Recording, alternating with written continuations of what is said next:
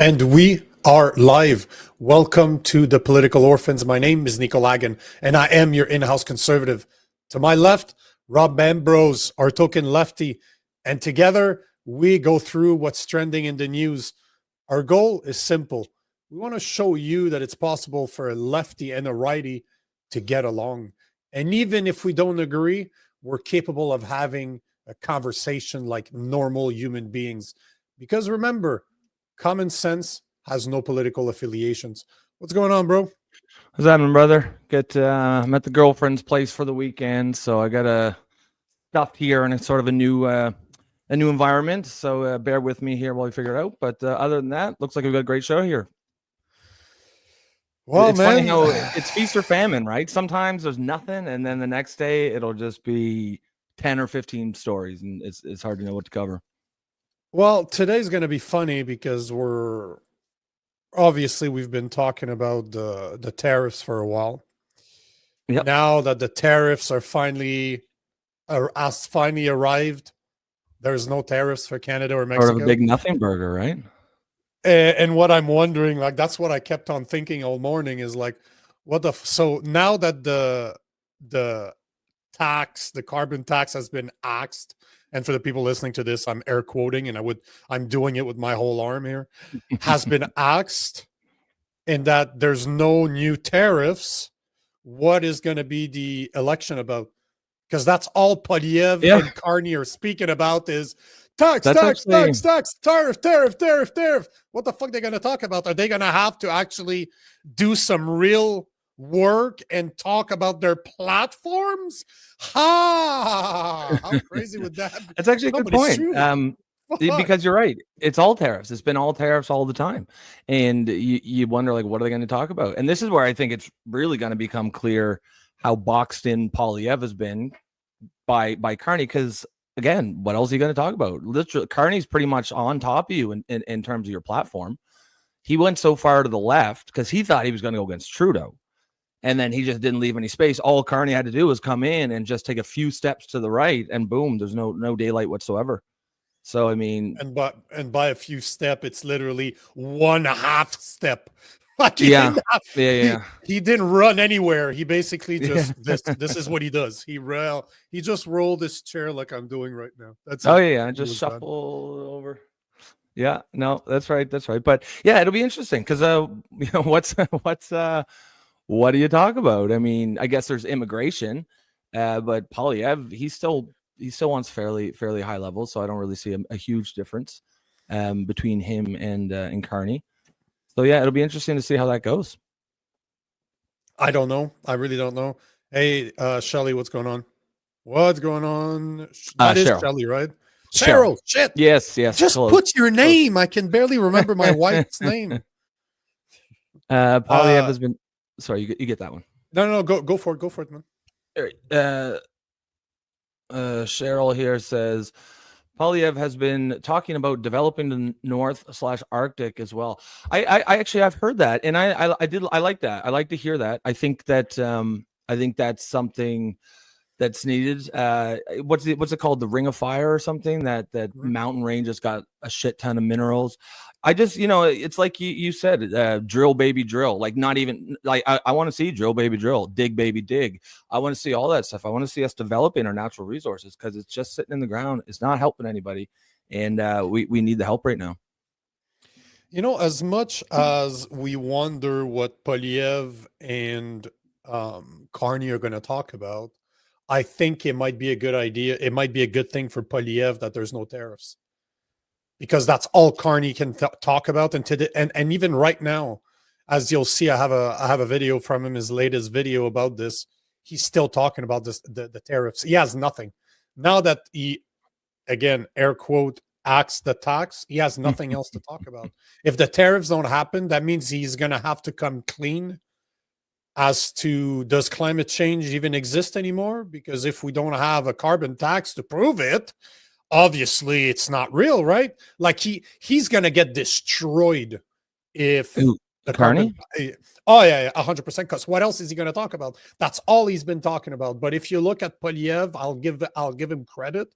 He has more ideas. Like, unlike Carney, he does want to drill. He does Yep. want to make Alberta profitable again. So he wants to build the pipelines east and west and go north. So that, I think that the non-tariff might work for It might Polyev help him. now It that might the help tax is gone, because he's going to get to talk about what he wants to do, which there's a difference. The biggest thing was that when it comes to the tariffs, they were both aligned, as in let's go to war with the US. But now that that's not a thing at the moment, now that Trump has done nothing for us, like he didn't put anything in place, Carney's going to look bad. He's going to have to actually have a platform, and Polyev might be able to go back to his, where he didn't necessarily align with the liberals. Yeah, that's not a bad point. It might actually help Polyev. I see Cheryl here is talking about. She says he's been getting Polyev has been getting big turnouts at his rallies, and he's talking with Canadians. So I live in Fredericton, and he was just here the other day, and then he went to Prince Edward Island, and he was legitimately getting really, really big turnouts. And these are not traditionally conservative bastions. So I think there's questions about the polling, and it seems, I think even in the numbers, I think Carney's still projected to be ahead, but it's narrowing a bit. It's starting to look, because I'm going to talk about this at the end of the show. I got some updates, obviously, like every day. We'll give you some updates on the Canadian election, but it seems that, I'm going to use the example with Kamala Harris and Donald Trump. When they were in election, Kamala Harris was having events where she had to pay massive stars to show up, and she wasn't even able to fill the audience. Like her audience was never full, even though she was giving millions to people to show up to massive actors. And Trump was just organizing events left, right, and center that were jam-packed. So it seems like the same thing is happening. I'm not saying that Carney's paying, but it seems like Carney, if you look at his events, there's a few hundred people. Like it seems that Polyev, wherever he goes, it's fucking jam-packed. So the polls don't seem to be representing the reality, just like Trump and Kamala Harris. Like the polls were showing us that they were equal, that Kamala Harris could win. And then you look at the election, it's a fucking landslide. Wasn't close. Like it wasn't close. No. Yeah. So I'm starting to wonder, and I think that the future is going to be good for Polyev now that there's no tariffs, because we're talking just 28, not even 28 days. We're 25 days away from our election. So if Trump doesn't put any tariffs, Mark Carney has nothing to talk about, because the only thing he could do was axe the carbon tax, and he, again, air quote, did it. Well, and he was going to declare, a state of emergency and all that, and he can't do it anymore. And now he can't do that. Yeah, it really kind of takes the wind out of his sails. And it's interesting, because that is a fact with the polling for sure. Donald Trump, both in 2016 and 2020, as well as 2024, he outperformed polls every single time. And I think most people thought that was a Donald Trump phenomenon, but perhaps that's maybe that's just conservatives these days. Maybe everywhere, conservatives are just generally going to underperform or overperform their polls. So it'll be interesting to see if that same dynamic plays out here with this one. I'd say, we talked about this yesterday, where the people that are still voting for, I found the graph. I believe this is the graph you shared. I believe that I have it on my laptop. Let me share it just so that we put it into perspective for people. But I believe this is the graph that you were showing yesterday, right? Yes, it is. That is correct. So we were talking about the age gap and what generations are voting for who. So one of the things I'm thinking right now is, if you look from 18 to 29, like everywhere, 18 to 29, 40% conservative, 30 to 39, 35% conservative, 40 to 49, it's 38% conservative, 50 to 59, 43. And it's only in the 60 plus that the liberals are winning.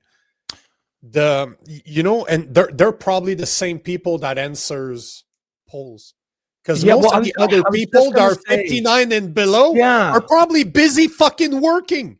Well, So and they're not there to fill out yeah, and polls. there's a weird generational thing where younger people, and not even that young, like I find even like, people our age and younger don't often answer the Picking phone. up the phone for If we don't pick fuck up the you. phone.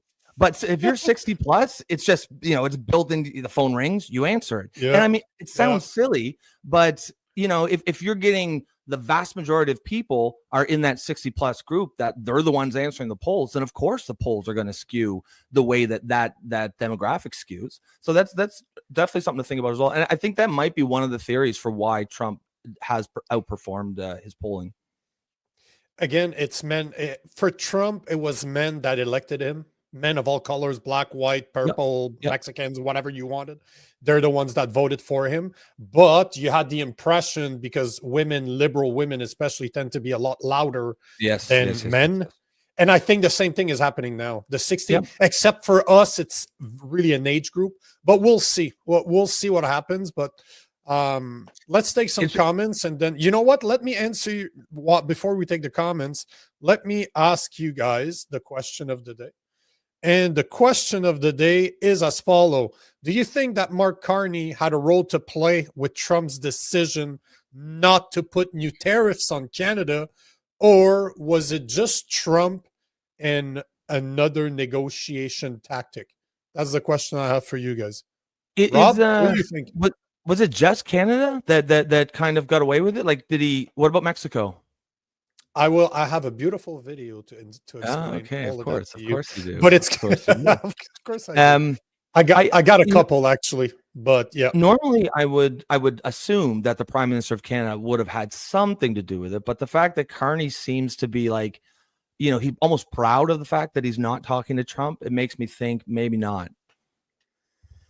Yeah, I agree. I don't think Carney did. The only smart thing Carney did, unlike Pierre Poilievre, is not to insult Trump. That's the only thing I can see. That's the only thing he did. And Mark Carney is not an idiot. Let's be honest here. He's not an idiot. He knows what he's doing. No, as in, he knows how to manipulate people. That's what I mean. I don't agree with what he's doing, but he is not an idiot. Let's not underestimate him.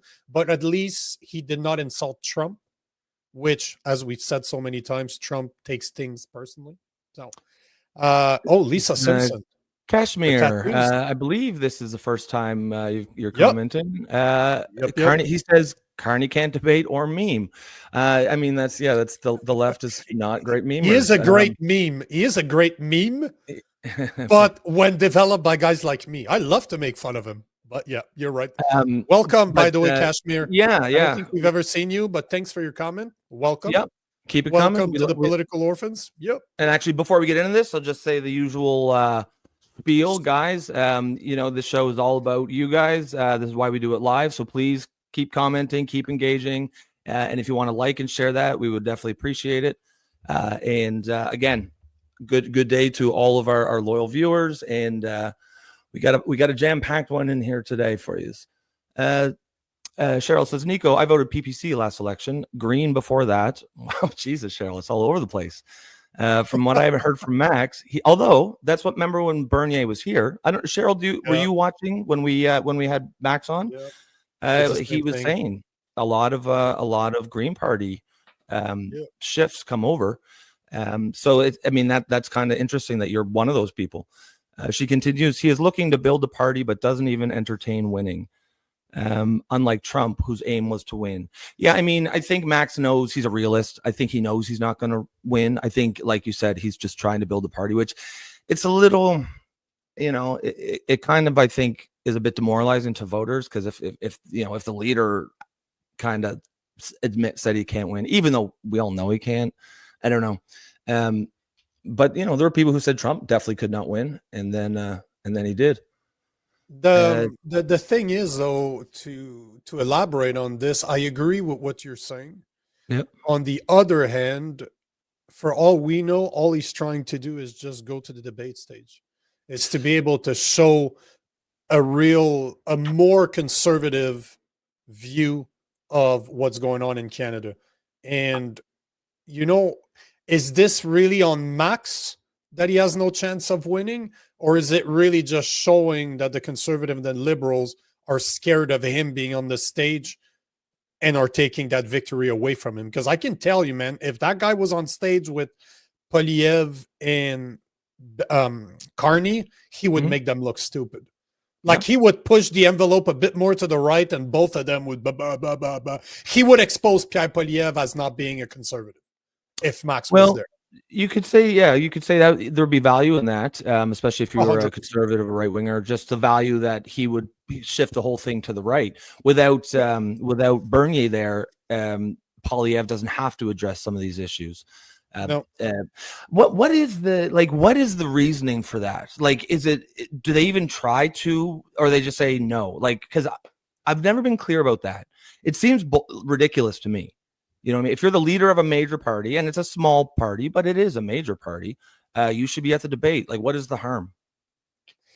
They have the same size of, if you look at the polls, in a lot of those polls, the polls are showing that they might get more votes than the Green and close to the NDP. The intentions are equal or higher than the NDP and the Green. So technically, they should, although they don't have anybody elected, why are they not debating? And I agree with you. I don't understand that one either. I don't understand how they're capable of preventing him from debating, considering he is a federal party recognized by the federal government.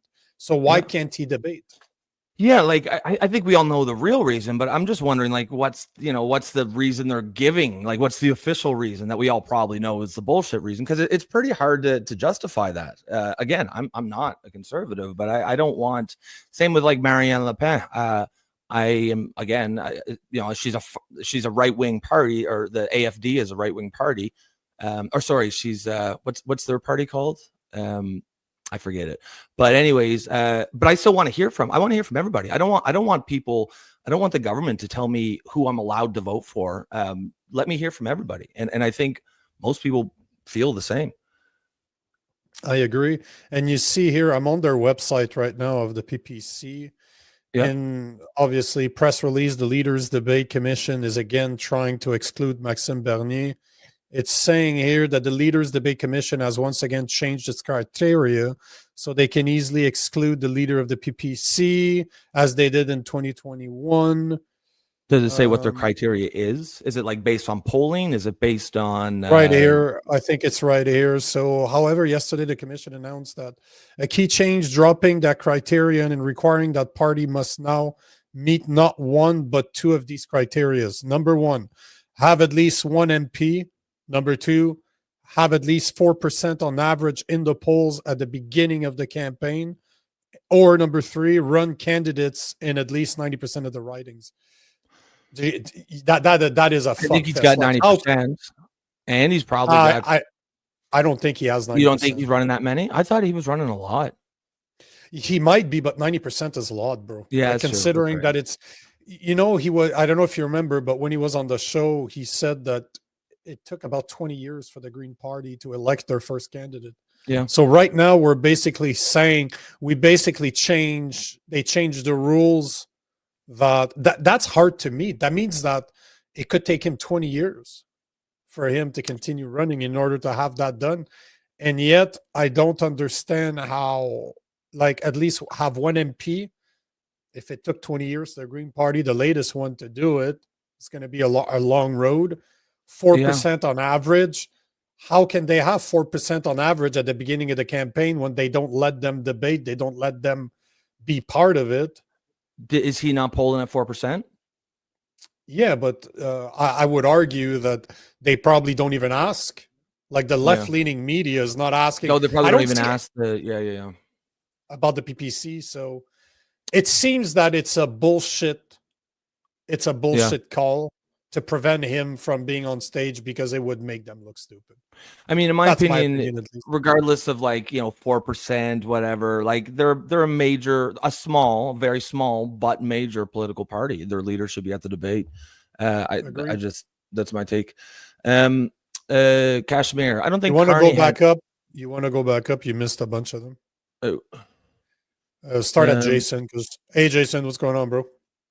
Here, do you want to grab that? Just because I got to reach ahead and get some of Yeah, these, that's so. okay. Yeah, I'll grab them. Yeah. Jason saying on my way, gents, have a great show. Thank you, bro. You said it's not. Why do I call it Cheryl? Yeah, we Shelly? got that, Cheryl. So we got that one. He's been getting the But big I'm crowd. sorry if I call you Shelly. I have no idea. I don't know anybody called Shelly. Tony's saying Trump just playing his games. Yeah, I agree. Yeah, it's starting to look like that for sure. Yep, I agree. That's what I thought the whole time. Like, Yeah, I knew it. He does what he does. Again, I think he just likes, making the puppets dance. He likes being the puppet master. I in real life, I'm a troll. I like to mess with people. I like to throw shit bombs, shit grenade in rooms and see how people react. Then when they're pissed off, I leave.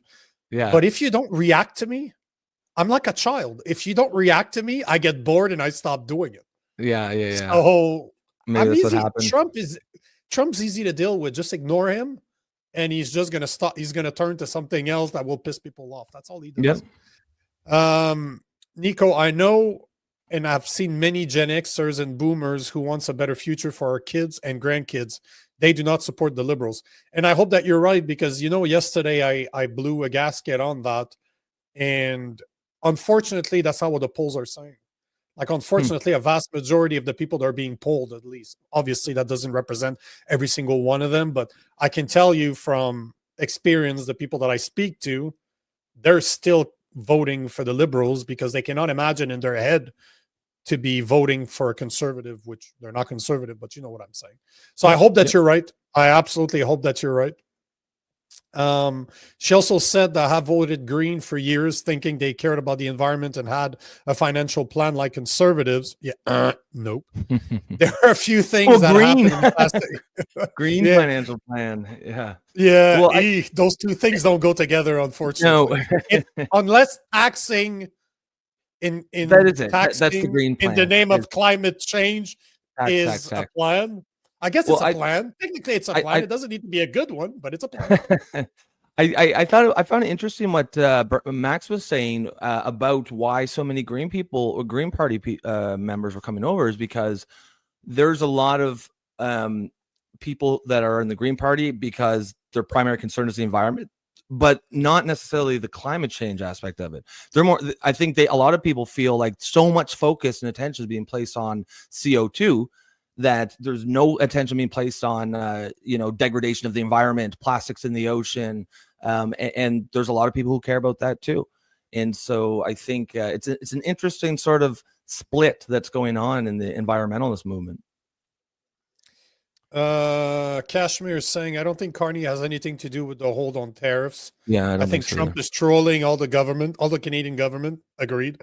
Maybe egging on stronger Pierre Milhouse. Oh, that's funny. He does kind of look like Milhouse. That's funny.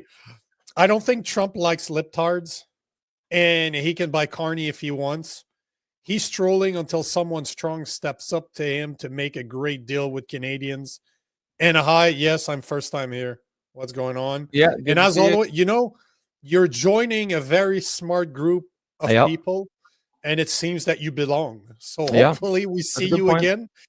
But I like the Pierre Milhouse Polyev. That is true. Milhouse Van Hooven. He kind of does look. He kind of does look like Milhouse. But at the same time, does that mean he likes you? Because if I remember correctly, Milhouse did like. Oh shit! Yeah, he did. Oh, he's in love with Lisa. He did like Lisa Simpson. It's funny. There's this episode where Bart had to get glasses, and he looks at Milhouse and he sees his reflection. He's like, "Whoa, I'm a nerd." And Milhouse, like, "So am I." Like that's the first time you realize that, Milhouse. Yeah, he doesn't have mirrors, I guess. Yeah, Prairie, they changed the rules. Yeah, actually talking about Bernier. Why? Yeah.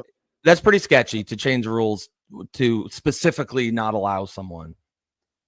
Especially that he goes against the grain of every single party. Like, he does not sound like Greens. He does not sound like the NDP. He does not sound like the Liberals. And he does not sound like the Conservatives. Like, he is really set apart from them, which, if he was in between the Liberal and the Green, we have enough fluff there. Mm-hmm. So I could understand why they're like, hey, guy, guy, come on. Like, we have enough of that lip crap here.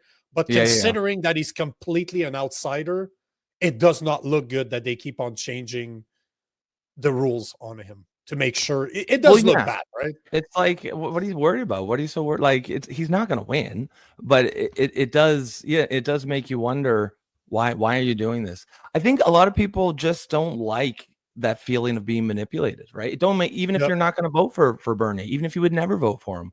I think people don't like to feel like it's the media who's deciding who we're allowed to vote for. And Cheryl is saying that unless you watch alternative news, you're unlikely to know the PPC or Max. And that's why guys like us have a place. That's why, because we've had Max. I would happily get Polyev on the show. Yeah, I would not make it easy on him. He'd have to explain himself, but that's why guys like us exist, right? So yeah, you're absolutely right.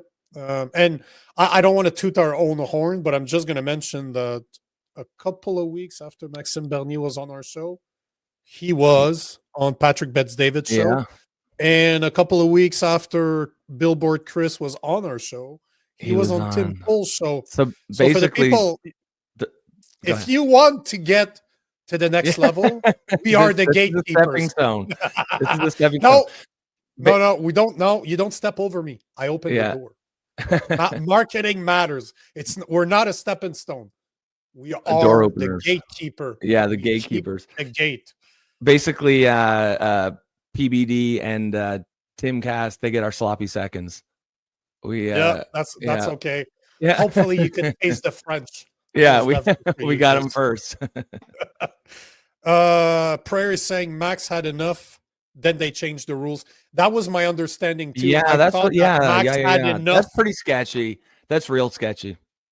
I think it's the MP part. I think that's what they changed. That you need to have. That's right. Like, how the fuck can you have an elected member of parliament if you're not allowed to? If the leader of your party is not allowed to debate? That's, speaking of gatekeeping, that's a huge gatekeeping move, and like not in a good way.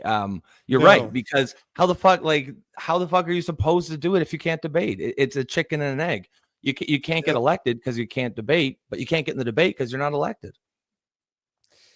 Cheryl is saying, and Nico, that's exactly what the problem is. We need to change now, not in 25 or 30 years. Agreed. I think Max needs to address this if he hopes to keep his current support and gain more. Nico, it's all good. I don't care if you call me Shelly. Thank you. En français, mon nom est Cheryl. En anglais, c'est Cheryl. So at least you're either French or you think I'm retarded. Either way. No, it's a bit of both. A little from column A, a bit of both. Yeah, but I can blame him on my French accent, so it's okay. That's right. Yeah, Nico, I voted green while I was still asleep. Yeah, you must have been sleeping hard. But glad to have you. Glad to have you. Kashmir saying woo. And she's also. I'm assuming that you're a girl. She's also saying I like alpha males. Yeah, if you like alpha men, Millhouse ain't gonna cut it for you. Well, you might not like. You might just like half of this show. Because the right side is alpha, the left side. I don't know about that, brother. Pussy. But good to have you, Kashmir. Prairie is saying, well, they're definitely deciding who we can hear and who we won't. Yeah, you're absolutely right. I don't like that. I don't like that. Even if I'm not going to vote for them, I still want to hear from people. 100%. Cheryl, I think getting Polyev on the show is an excellent idea, Nico. Yeah, but I don't. As much as I would love to do it, I don't think he has the balls to come here because I wouldn't. Unlike Rebel News, I wouldn't be throwing from under the hip at a softball. I'd be throwing strikes, like hard strikes down the middle that he would have to explain himself. And I don't think he has anything to win by coming to a platform like here. Well, as much as I would love. I don't think he has the balls, and I don't think he has anything to. He doesn't have anything to win. He's just going to look. He's just. Well, I don't think he has what it takes. Personally, I don't think he's good enough on long form content to actually pull it off with someone that's not going to be like giving him the questions, just softballing questions. Prove me wrong. That's why he's not. Me wrong. That's why he's not doing it. Agreed.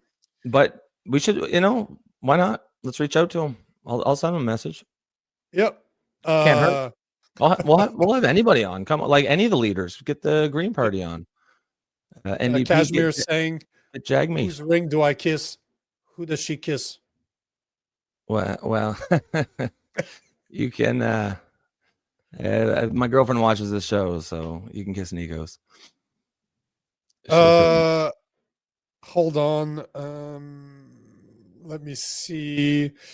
And maybe having Max back on to clarify what he aims in this election. I'd like to have him back. That's a good point, because I had an agreement from his camp to actually go and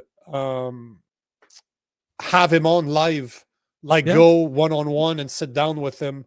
That'd be so cool. Maybe, you know what, PPC, I'm going to reach out to him right now and see what's going on with this, if the offer is still on the table, because I would definitely like to have him back on. You know what? It's a great idea. I actually like that idea a lot, to have him on.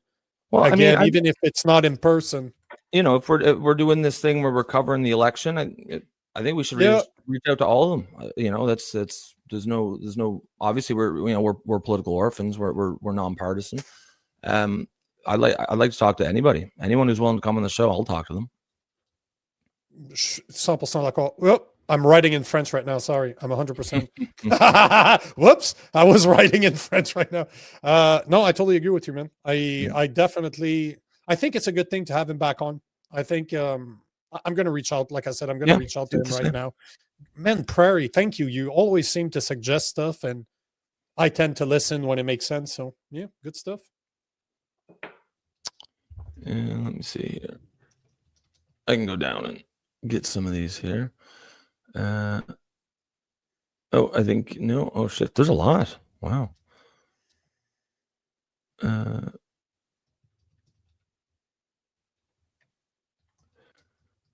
Cheryl is saying she's both Francophone and her father's English. How do I, Kashmir? How do I follow Nico? I can't see his username.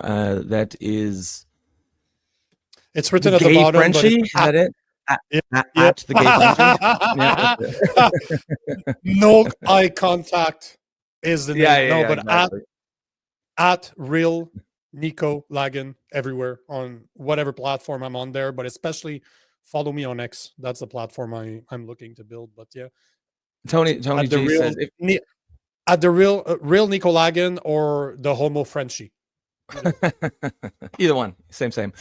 Tony G says if you need to be an MP, doesn't that disqualify Clown Carney? No, it means your party has to have one seat and the PPC does not. But that's funny. That's a good point. Like, they're disqualifying Bernier because his party doesn't have a seat. Fucking Carney doesn't even have a seat. Like Bernier's had. I don't think he has one right now. Does he? He's not a sitting member. He's not elected. MP. No, because that means he could do he'd be able to do the debates, but he doesn't have one single person that's elected right now. Oh, that's right. Mr. Memorino says, bring it home and axe the tax. Yeah, I guess it's funny how, they're going on. That's the narrative. Nobody's questioning it. Axe the tax. That isn't what happened. He slid the tax. I found a video for you, by the way. I found a video that confirms, because you said that yesterday. Yeah. And I didn't know, I didn't realize that was the case. But I found a video from an expert that actually confirms what you're doing. So I was planning to surprise you with a nice video to make you feel good on the inside. Wow. Yeah. You're welcome. Thanks, brother. I'm gonna pet the lack of hair. I'll pet your brain. Pet the head. Yeah, I'm a pet the head. Just rubbing each other's heads. Kashmir. Oh, okay, says, I get it. I get her comment now. Okay. Oh, you're the gatekeepers of fame. All the ring comment. That's what she means. Which ring do I kiss? That's what she meant earlier. Yes, exactly. I get it. We got the second last one. Prairie says Polyev did Ben Mulrooney the other day. Just seen a clip. Haven't looked at the full interview yet. I feel like that's probably pretty softball. Pretty agreed. friendly. At least it's something.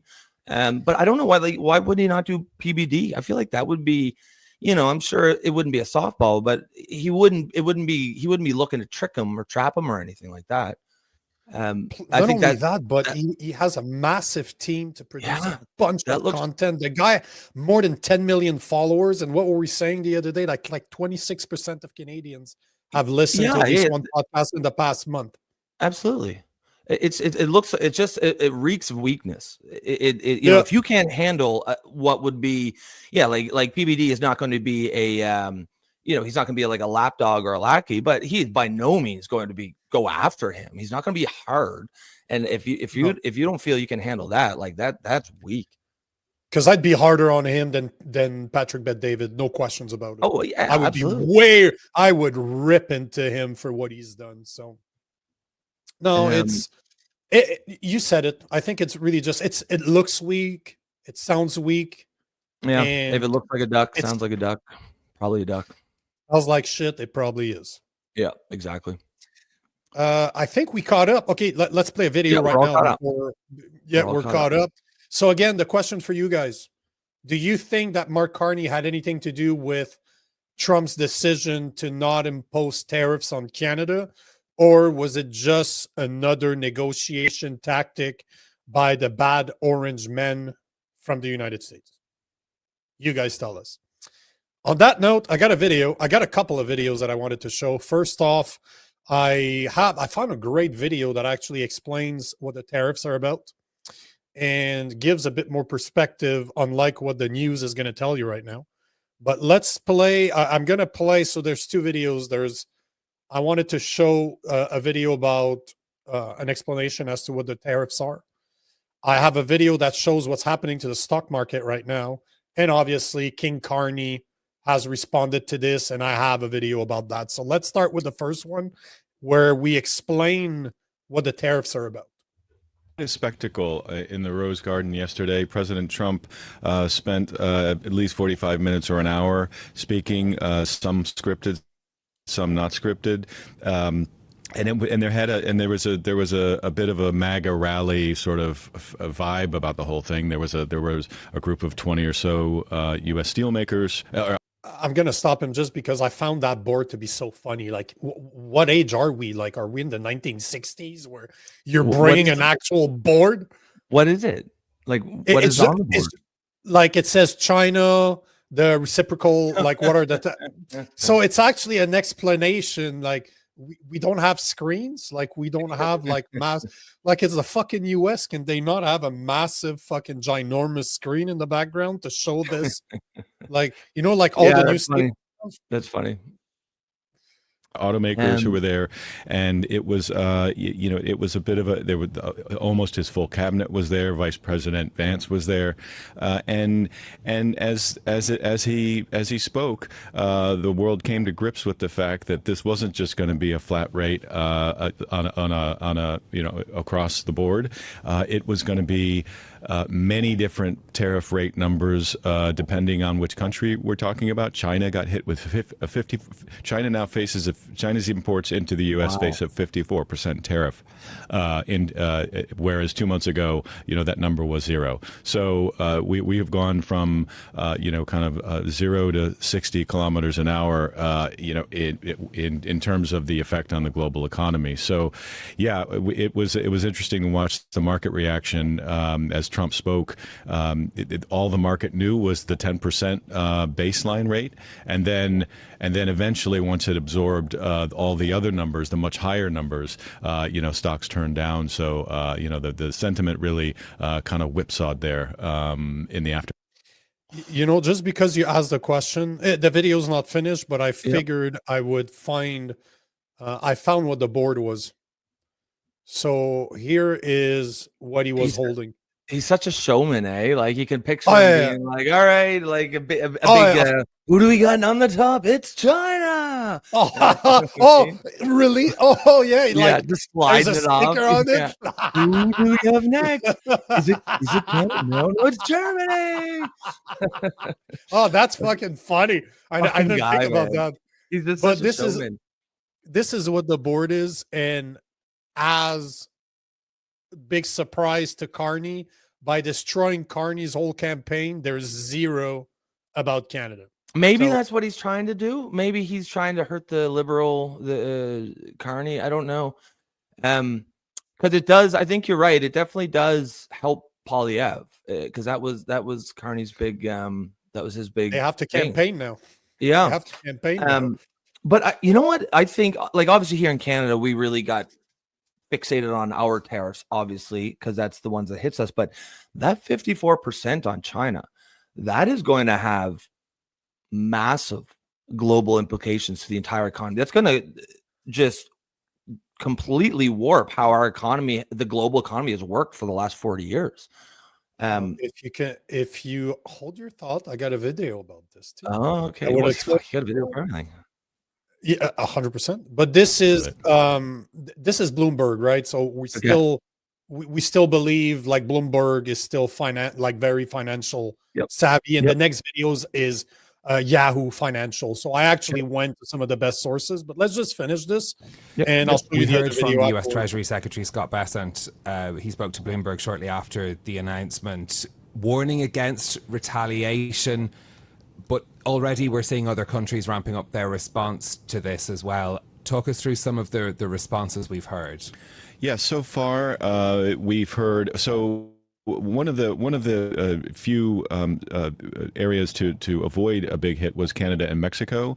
Canada, they already have they're under another sort of tariff regime, so they did not get hit with these reciprocal tariffs, and so you would think that there would be room for negotiation there. And Doug Ford, a Canadian politician, said he would urge the Prime Minister not to retaliate. So maybe there's some room for negotiation there. We heard a similar kind of tone from Japan, who said this was regrettable, but we look forward to sitting down with the Trump administration and working through this. The European Union, as you mentioned, was out very early this morning saying we have a big response if talks fail. So they are leaving the door open. You know, never has there been a better telegraphed beginning of a trade war than April 2nd, 2025. So the EU could have come back immediately with a package of retaliation, but they came in this morning and they said, we'll give talks a chance. So those are the three between Asia, North America, and Europe. There seems to be a tone of, okay, let's sit down. This is the worst case scenario, but let's try to talk through it. Yeah. And I found that interesting. And obviously, the reaction you just had, probably similar to mine, is where it's interesting to see that this was never hidden. He's been talking about it for months. This was not a surprise. He fucking called it Liberation Day. So it was coming. Everybody knew it was coming. Yet you look at the way other countries are responding to it. They're just we're still ready to negotiate. Like, let's figure it out. Well, it sounds like they played a game of chicken and Trump might have won. Because it kind of sounds like everyone is sort of like, okay, you got a point. We have been taking advantage of you guys, because almost every country has had tariffs on America or American goods for a long time. And I mean, fuck, like, again, I don't, I just, I'm not a fan of Trump. I don't like the guy per se, but if he can pull that off, like, that's just a solid move. That's just a classic America first move. If he can just, when the dust settles, basically you have true free trade. There's no tariffs, like, on America or on anyone else. That will be a huge win for the Trump administration, and they'll get to take a well-deserved victory lap. We're getting fresh lines from Japan, from Ishiba, saying that Japan won't hesitate to talk directly with Trump if necessary. Deeply concerned over the consistency of US tariffs with the WTO. The World Trade Organization will strongly urge the US to review tariff measures. President Trump is following through, though, as you say, long telegraphed, long promised campaign to reshape global trade. So a question domestically in the US, will it help the US in the long run? Well, yeah. Well, what matters in politics is not the long run, in the short run. So when you look at the countries that got hit, you're talking about the hardest. You're talking about Vietnam, Malaysia, places where Apple, an iconic American company, has shifted its production. So everyone who wants to buy an Apple iPhone going forward is going to pay whatever that tariff rate now is on Vietnam. It's in that high 40%. I think it's very high. During the first trade war, a lot of Chinese companies moved to these places in South Asia to avoid the tariffs, and now the second Trump administration is catching up with them, and so. It's clever, right? They moved from China, let's go to a different country, let's go Vietnam. somewhere else. Trump And now said, Trump's like, no. I got gotcha, bitch.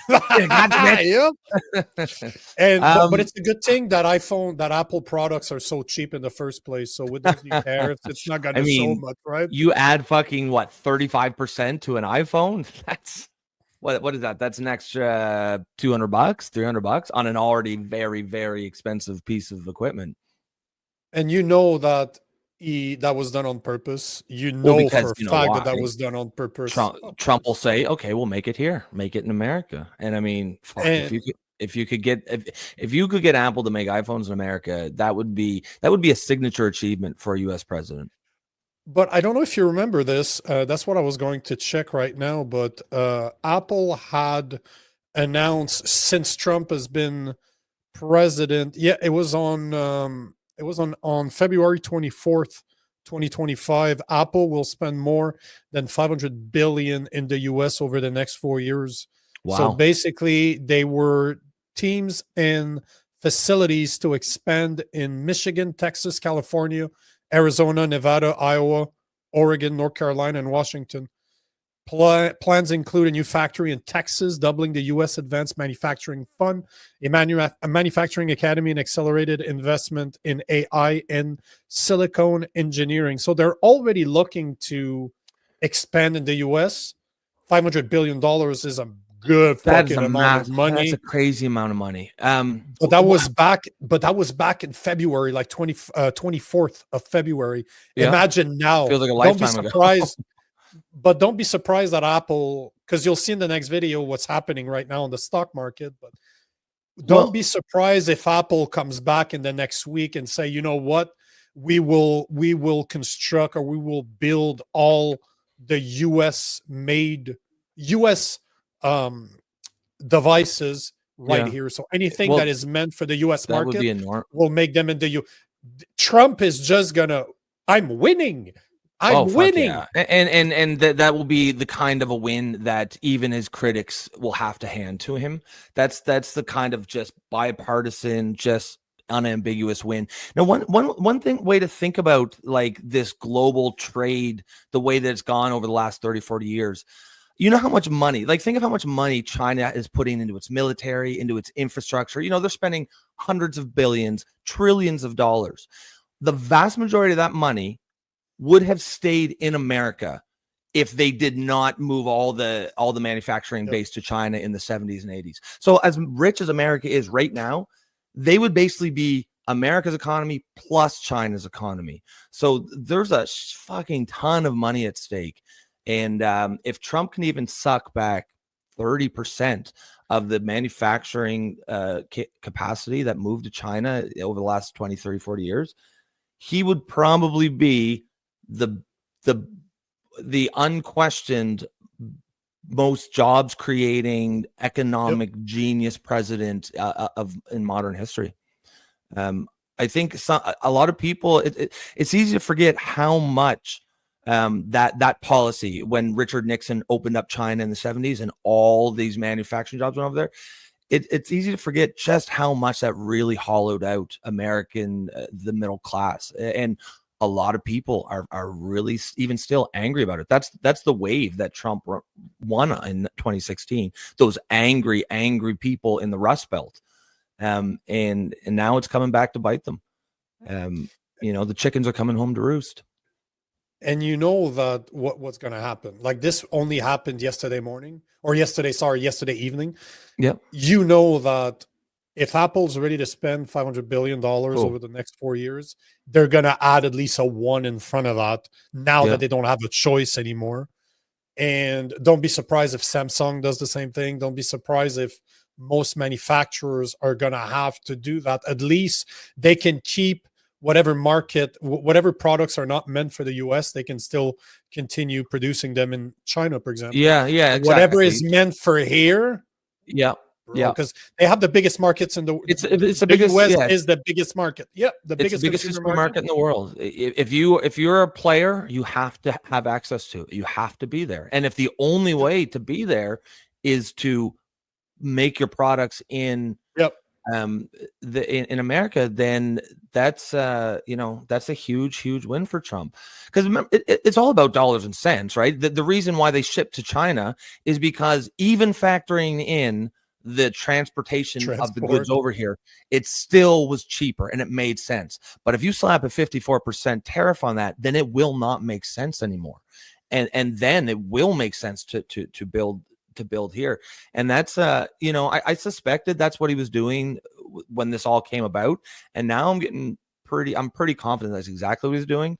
And if it is, I mean, he could be poised to have one of the most unambiguous wins of the U.S. president in modern history, as far as I'm concerned.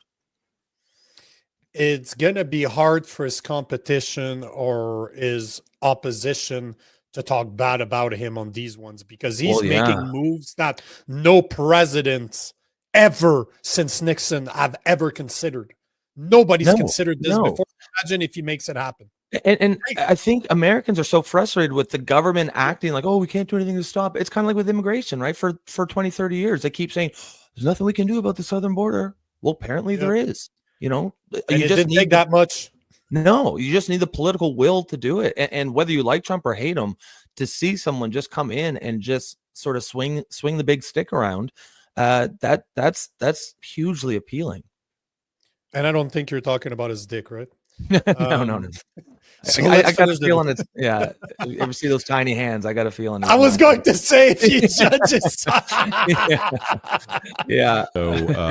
So and try to sort of block that end run around tariffs that they were trying to do. So you got to wonder what the effect is going to be in the short term on the economy, and on as we heard some previous guests say, this doesn't clear up the uncertainty cloud that's been hanging over markets and companies for the past couple of months.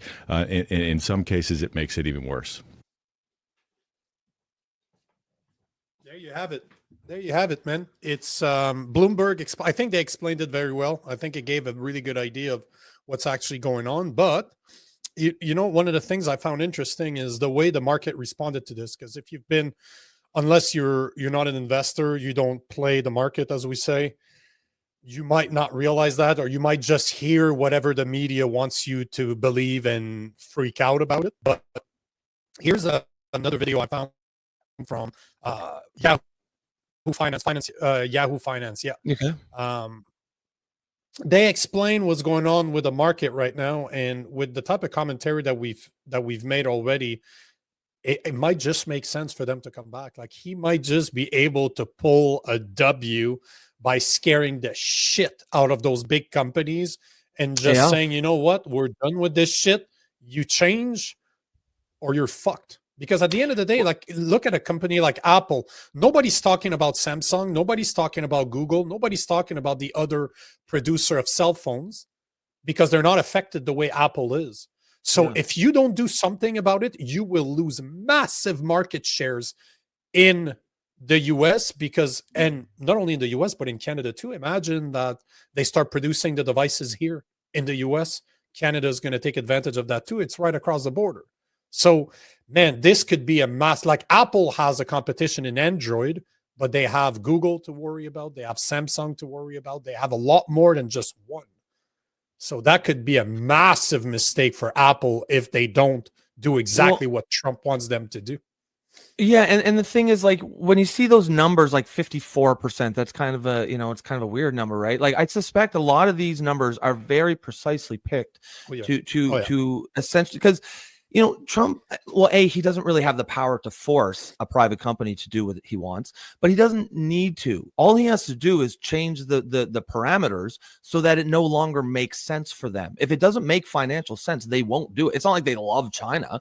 They only did it because it made sense financially. If you tweak it so it no longer makes sense, they'll come back. It's pretty simple. And he's, if he's again, like, if this is what he's doing, and it looks like he is, it's a really smart move politically. It's a smart move just as the leader of the country, because there'll be huge benefits for America. And you know what? There'll be big benefits for Canada too. By liberated association. Mr. Market and the beast. Exactly. Hold on. Sorry, man. Go for it.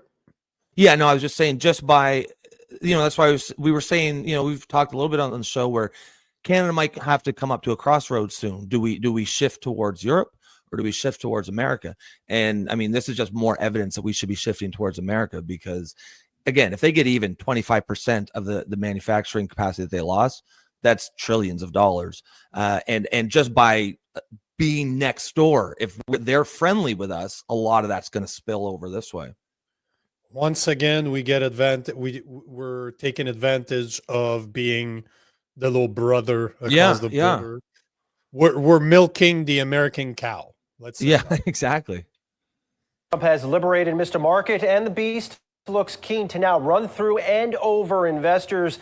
In a Liberation Day spectacle at the White House Wednesday afternoon, Trump uncorked a baseline tariff rate of 10% on countries that will go into effect on April 5th. Additional tariffs will be added for some countries that the administration considers to be the worst offenders.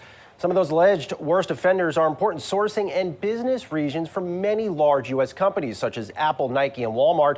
China, for example, will see an estimated reciprocal tariff of 34%. Vietnam clocks in at 32%, and Japan is at 24%. Now, the markets are getting pounded on news that pros tell me came as a negative shock. Right now, Dow Jones Industrial Average futures are down about 1,200 points, or nearly 3%. S&P 500 futures are down 3.5%, and NASDAQ futures are off by 3.8%. We've also seen big losses in Japan's Nikkei and Hong Kong's Hang Seng Index. Now, here's the hot analysis you need to know right now as all this stuff is happening. First, retail stocks are getting absolutely battered. Look at those numbers. Walmart minus 4%. Wow. Yeah, because exactly. It was above 90% of their products come from Walmart. That's right. Comes from China, wasn't it? Nike almost 10% overnight. Why? Because all their shit is done in China. And then Under Armour, a company that I despise, is also obviously almost 10%. Now, you know what number I'd be interested to see? What's the US dollar doing? I bet you the US dollar is doing well. See if you can find it there. I suspect, because this is going to be very, I think, bullish for just America. It's bad for some American companies like Walmart, like Nike, like Under Armour, but these are all companies that have been, these are the exact companies that have been profiting from this move to China. So of course they're going to be hurt. It's trying to compare the U.S. Oh, there you go. View chart here. Yeah, I'm trying to find a good one here. Yeah, it's weird because you got to go to even just versus a euro, because usually it's like the U.S. dollar against everything. Yeah. No, but it seems like it's down. It's been down 1.86%.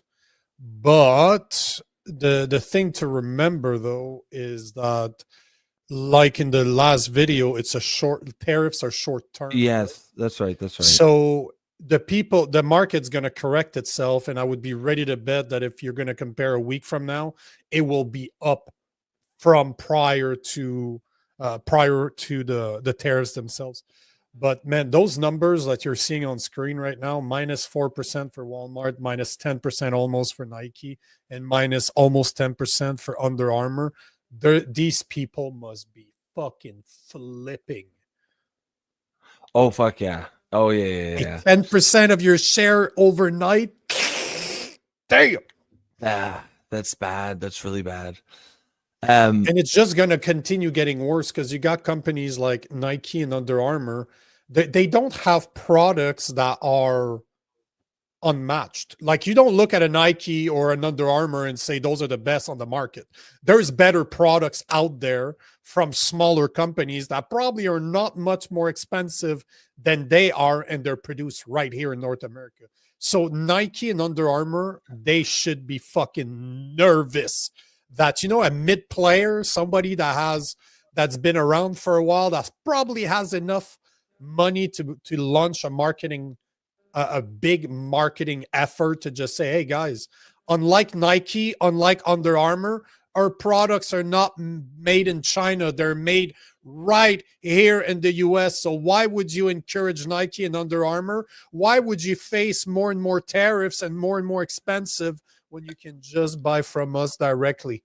Oh, bro, if I was in marketing for one of those companies right now, I would have I would be hard under the desk.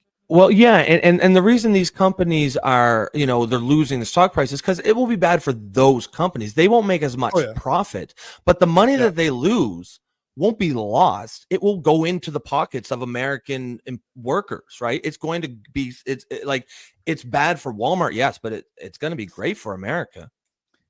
And you get to kind of put it out there in front of everybody to say those guys are producing everything in China. We're trying to align with Trump's new policies and bring jobs back. Let's make America great again. Like, that's why his hashtag, his lines, or his slogans are so good. Because now, just like the cultural vibe switch that we've seen, where people are just dancing like Trump, you're going to see the same thing happening. People are just going to get behind Trump, use his own slogans to go get the MAGA hats, to go get the people that want to bring manufacturing jobs to the US again. And man, if you're smart, if I was a marketing company for one of those medium-sized apparel brand, oh bro, I would embrace that shit head on, because there's money to be made. They're not going to be able to switch their manufacturing overnight. It's going to take months, if not years. So no matter what, they're going to hurt for a little while. Oh yeah, yeah. But they'll adjust, right? Like, yeah, in the short term, those companies will. But the reason they'll lose money is because they're not going to be able to make their goods super cheap anymore. They're going to have to pay American workers American wages to make their products, and that will be, again, it will be bad for those companies in the short term, but they'll adjust. It will definitely make deals. I guarantee you're going to start seeing deals saying, hey, Walmart, we just made a deal with Walmart that over the next few years, they're going to bring back that many jobs in the US. You'll know this exactly what's going to happen. Yep. Absolutely. Walmart. Ready for the rest? Yeah, let's keep going. Nike, Under Armour are getting slammed as steep tariffs on China could hammer profits. Take a look at Nike. The footwear giant relies on China and Vietnam for 55% of its sourcing. Stifel analyst Jim Duffy estimates Nike could see $1.69 a share in earnings wiped out this year because of these tariffs. Next up, Tim Apple won't have a good day. Apple CEO Tim Cook, of course, once called Tim Apple overnight by President Trump in his first term, will have a tough day. Wow. Morgan Stanley estimates that tariffs on iPhones and other devices from China will increase Apple's annual cost by a whopping $8.5 billion. That could hit Apple's profits by 52 cents next year. Absolutely brutal. And lastly, the technical takedown. Market technicians are locked in on S&P 500's March 13th closing low of 55.2750. At this moment, the S&P 500 is poised to test that low. Breakthrough below the March lows intraday, coupled with a new closing low, could really damage sentiment further. Pros warn. RBC strategist Lori Calvasina says the S&P 500 has a clear shot to 4,900 if that low is breached. Be sure to just so you guys know, if you're not an investor and you don't understand what the S&P 500 is, it is just a mix of the 5 most successful companies in the US. That's all it is. They have a purchasing, people buy shares. Companies like Vanguard through ETFs buy shares into the 500 most popular or most successful company in the US. I think it's the 500 biggest. I think. Yes, it's the by ones that market make the 500 companies that make the most money, and they buy shares. You can buy fractional shares by buying their ETFs. So there's a good reason why the SP 500 is probably the best place for you to invest your money if you don't want to understand the market per se. Because year over year, decade over decade, you're looking at about a 10% increase year over year, decade over decade, and this will readjust because if companies fall out of the SP 500, new ones are going to come in. So it'll be fine. Oh, yeah. I mean, yeah, exactly. Like that's the part they don't want to tell you, right? That's the part they don't tell you in those videos. But yeah. And the fact of the matter is yes, it might not be like it you know, when they hollowed out the manufacturing base 30, 40 years ago, it was terrible for the American worker. It was terrible for the American middle class and the American economy. But it was great for big companies. So this is kind of the reverse. Yes, it won't be great for big companies right now. They'll adjust, but it will be good for the middle class. It will be good for the American economy. It will be good for American workers. So in some ways, it's just sort of like, okay, you guys got yours. Now you have to let, you know, the American middle class, the American worker get theirs again. I agree, man. I completely agree with you. So right now, oh, you know what? I wanted to show one more thing. I wanted to show one more video, and it is King Carney himself telling us how he's going to deal with the tariffs. Oh, King Carney. When he had the speech all planned, he was. What do you think? What do you fight? When was this? Was this yesterday or earlier today? No, that was yesterday around when the tariffs were announced. But here's King Carney telling us what he's going to do. We're going to fight these tariffs with countermeasures. What tariffs? Yeah. We are going to protect really took the our wind workers, out of his sails, eh? And we are going to build the strongest economy in the G7. In a crisis, it's important to come together, and it's essential to act with purpose and with force. And that's what we will do. We're going to fight. Elbows up, bitches. Elbows up. He has nothing. Like, that's what I was saying at the beginning. This is taking all of the wind from his sails. And now that he's cut the tax, the tax on carbon, the carbon tax, he has nothing. Now he's really going to need to run on real policies, and explaining that he was behind most of Trudeau's financial decisions over the past 9 years is going to be a hard one. And if I was Pierre Poilievre, that's all I would talk about. Yeah. Hey, Carney, weren't you the one consulting with Justin Trudeau? Is that not what you were? Is that not all you? Because again, if the people, for the liberal people out there, how ridiculous is it that you got a guy like Carney that's made a career praising carbon taxes to fight climate change, and now he axed it? So what is it? Does climate not like climate change doesn't exist anymore? Do I get to pollute with my massive truck and diesel again without being hassled? Like, what's going on right now? Is climate change not real? Because that's all he's showing. Like, by adding a tax, removing a tax when it doesn't fit his agenda, you're pretty much telling me that you don't believe in climate change either, or at least human-made climate change. Because I thought the only way to get rid of it was to tax me. Clearly, it didn't work. So is climate change real? Yeah, I mean, well, I mean, I'm sure that he would say that it is. But you know, this move really took the wind out of his sails. I don't. I bet you he is just fuming right now, which is kind of fucked up. You know, he's probably really upset that the tariffs didn't get put on us, and I mean, you know, that kind of shows a little bit of where, you know, if that, you know, at the end of the day, it's like, isn't that a good thing? You know, you're the Prime Minister of Canada. Shouldn't you be happy if we don't have tariffs? But I suspect he'll pretend like he is. But I bet you, who knows? Maybe Trump's people kind of got the sense that, you know, they were going to use the tariffs to their political advantage, and like, no, we're not going to let them use us like that, and just said, okay, no tariffs for you. It'd be fascinating to be a fly in the wall in that decision making process. And you know that a guy like Trump would be pity enough to do that. Like, Oh petty yeah, enough to he doesn't give no, a shit. he's not gonna like, use me.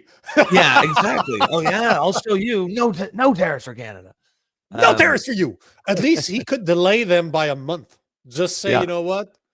Take them off the book. They're gonna have a fair election in Canada, and he's not gonna use me to make his to become prime minister.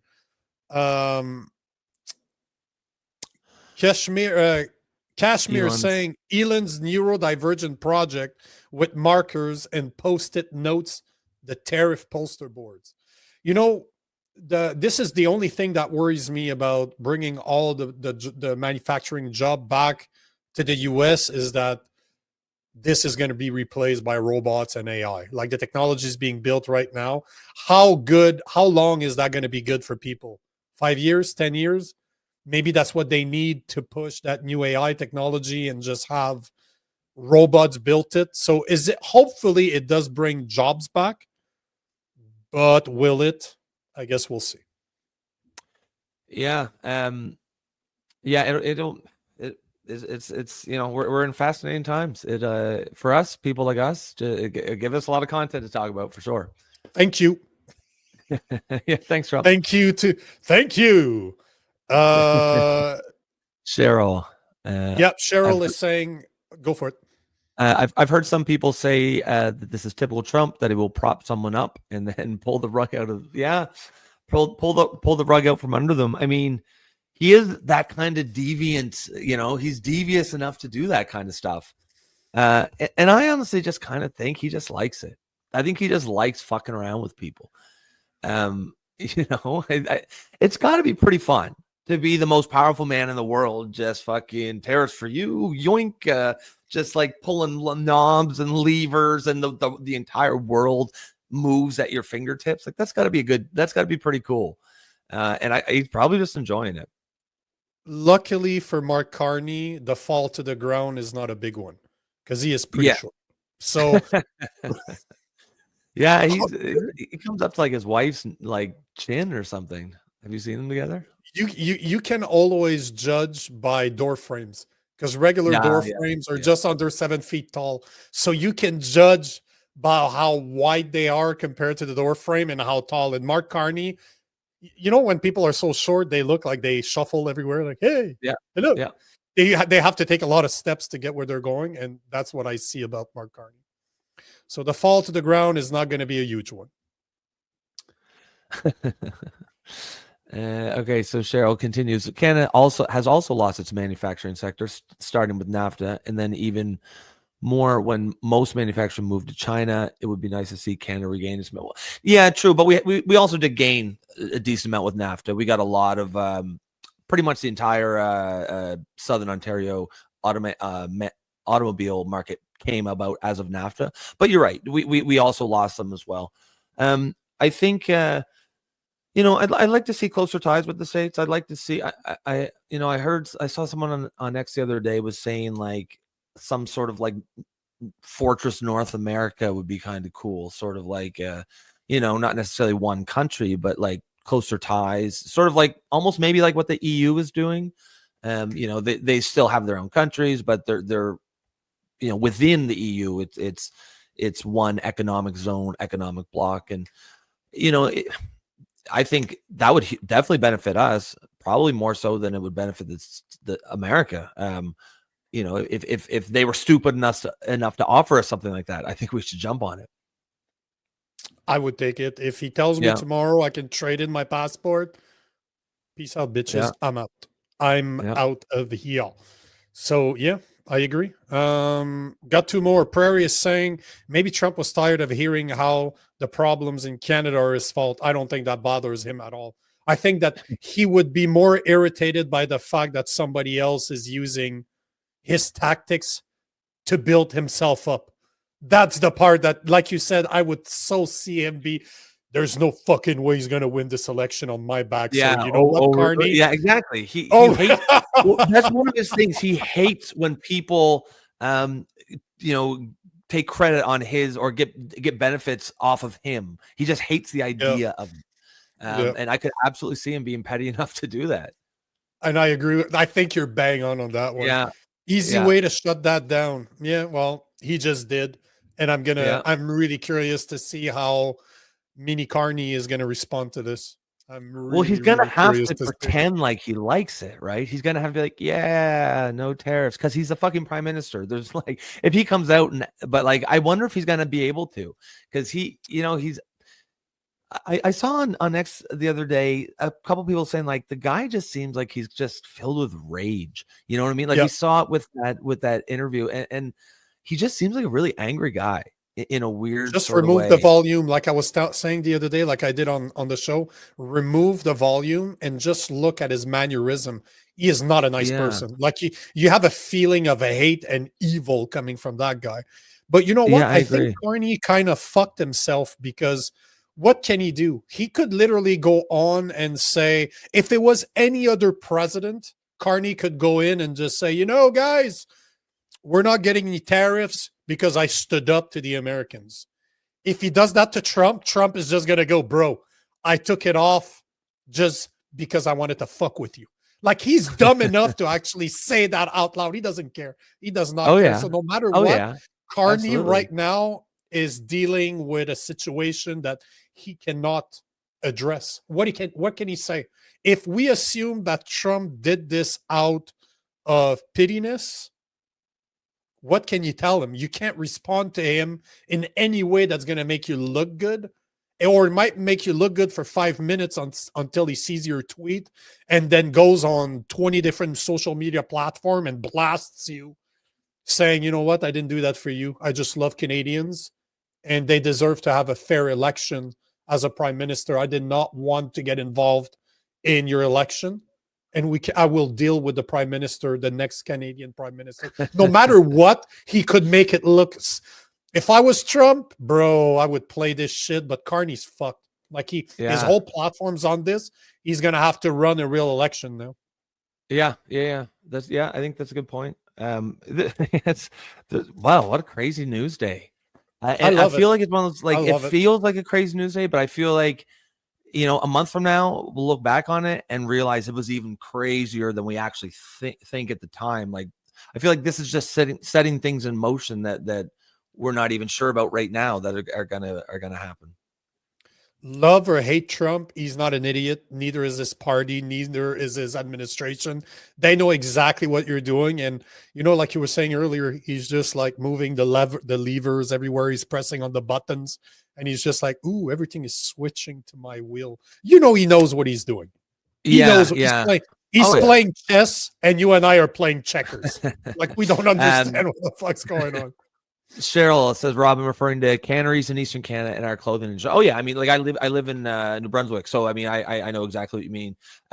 For sure that there is, we've out here manufacturing has been absolutely decimated. I think the Atlantic provinces are kind of the poorer provinces, anyways. And I feel like that sort of, it is. You're right. I hadn't really thought of that, but that's a good point.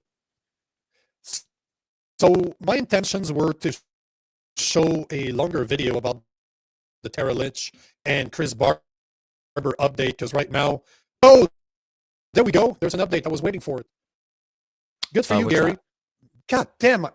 Fuck, we got some good people. Comment from Gary Barrett.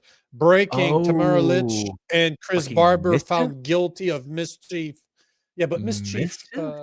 Man, I've been trying to find. I'm literally on X on the Explore with Tara Lich written on top. Refresh. That's what I've been doing. So I don't know what that entails. What's mischief in Canada? Is it even that big of a deal? Like, what are they facing? No, like mischief is like young boys going out getting into mischief. Like if you play like Nicky Nine Door, or like where you knock on the door and you run away. You could call that mischief. I didn't know it was a criminal charge. I'm kind of, I don't know. You should just Google like what's the actual definition of criminal mischief. Where did he? Oh, right here. I follow Right Blend. I actually like this stuff. Like I like his stuff. Hold on, I have his space right here. Man, I love that we have some listeners that are just on the ball. Yeah. Man, You guys this makes me happy yeah. to run this show. Love it. just dialed right in. So 12 minutes ago, Right Blend said that the presence of Lich and Barber in of itself was an action. They were celebrities. There we go. 9 minutes ago, both Tara and Chris found guilty as both principal and party plus aider abettor on the mischief count. I'm not sure what that actually entails. Tara Lich and Chris Barber found guilty of mischief. What is mischief in I'm gonna try to Google that too. I'm a Googling it right now. All right. In Canada, mischief under the Criminal Code section 430 refers to the willful destruction or damage of property, rendering it dangerous or useless or obstructing someone's lawful use of property. Obviously, that's about the convoy protests and preventing people to their houses, like they weren't able to move around as they wanted to because they were right downtown. But it's so much bullshit because technically the Canada Day protest, the Free Palestine protest that happens every single week, they do that, yet they're not going after those organizers for the same reason, are they? Yeah. That's interesting. Hey? They never go after those ones. So let's hear penalties for mischief. Mischief causing actual danger to life, indictable offenses potentially punishable by life imprisonment. Obviously, that's not the case. Mischief in relation to property exceeding $5,000, potentially punishable by up to 10 years imprisonment. Oh, shit. So they're facing real consequences here. Mischief in relation to property under 5,000, you're looking at punishable by up to 2 years imprisonment or summary conviction with maximum sentence of 6 months. So basically, there are real consequences, man, bro. You know that it's not actual danger to life. Obviously, that's not what they did, but I got a feeling that it could be the second one, which mischief in relationship to property exceeding $5,000, potentially punishable by up to 10 years in prison. Now, I fucked. There's no way they'll get that though. I don't think. What is the specific? What did they damage? What did they destroy? We're gonna have to see. Like, it just happened right now. I'm not a lawyer, but I can tell you guys that tomorrow we're gonna be speaking about this. We're gonna be providing an update on this because those people. I was part of that convoy protest, and what those guys did was amazing, and it really showed Canadians that our government is tyrannical, that they're ready to block people. They're not only are they capable of freezing bank accounts, they have no shame in doing it. So they exposed the government by what they did by the convoy protest. So let's see what happens. We'll definitely talk about it more because I'd like to have a lawyer explain it. And both Rob and I are not lawyers. We can only go by what we're seeing. But if I'm correct, it seems that they could be facing up to 10 years in prison. That's fucked, man. But again, they'll appeal it. I'm sure they're going to appeal it. I'm sure they're going to do something. This is not the end of it.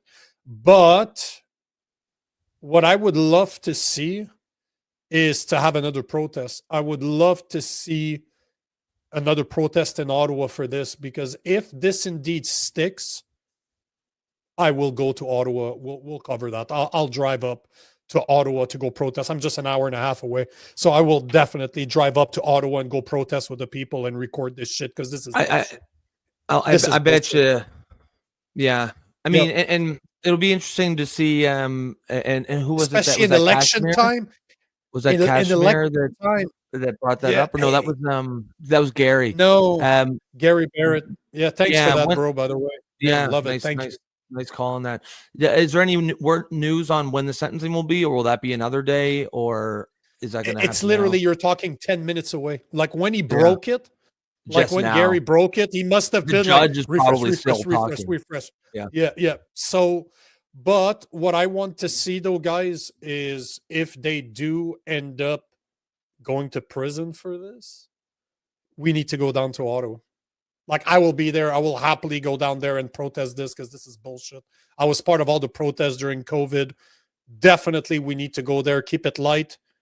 keep it amicable, keep it peaceful. But this is the type of stuff, guys, that we need to go to Parliament and complain about this. And remember, they're in election time right now. This is the perfect situation to go against the Liberal to say, guys, this is because of you that this is happening. And that would force Polyev to stand up for once for something. Because if he wouldn't, a lot of his voter base are the people that were part of the convoy. Yeah, but he's going to have, that's something that could play against Carney. Because if Pierre Poilievre is smart, he would say right now, if I am elected prime minister, I will pardon them. I will make sure that everything is annulled, that Lynch and Barber go free. So this to me, again, Carney must be fucking fuming right. I don't understand how he did not cancel this. If he would have been smart politically, he would have just said, you know what? Pass in the past. We've dealt with this. Let's forget. Because again, this is giving ammunition to Polyev. The tariffs and this could be the win that Polyev could be the two things that he needs to win. Yeah, it'll be interesting to see what they. I think the response of both, if they even speak about it, will be telling about sort of how they envision the rest of their campaign going. I don't know anything about the judge. It wouldn't surprise me if he's just does a time served thing or something. I feel like a lot of people just want to get through this. Obviously, the prosecutors didn't, the government didn't, but I think a lot of the people do. And who knows? We'll see what the judge says. But I think you're right. If they get sentenced to jail time, there's going to be a lot of really angry people. I'm telling you, if they do get sentenced to prison, let's go to Ottawa peacefully, but let's do it. For sure, I will be there. For sure. I'm going to go down there and report on it because this is bullshit. That could have been me. I was there too. It's a good thing I wasn't as big as I am today, but that could have been me. That could be the next person to get in trouble. Could be me or one of the guys that you see every day talking about this stuff. So, guys, if you like this type of show, this is the type of stuff we need to stand up to because this is bullshit. This is absolute bullshit. Anything else you wanted to add on this before I get into trouble? Yeah, no, that's all right. It sounds like it's like extremely breaking news. So we'll let it unfold a little bit. We'll talk about it tomorrow. I can guarantee you that we will talk about this tomorrow. The next thing I wanted to talk about, guys, is, you know what? Let's take a couple of the comments just in case before I jump into the next video, because I know a lot of our listeners are big supporters of this, not as in of the sentencing, but big supporters of the Freedom Trucker, the Freedom Convoy. So, hey, Gary, I don't know what YW is. I'm not cool you're enough. welcome. I'm not, just saying you're welcome. Oh, see, I'm not that cool. Thank you. Yeah, I'm not that cool, but I appreciate it. Thanks for exposing my uncoolness.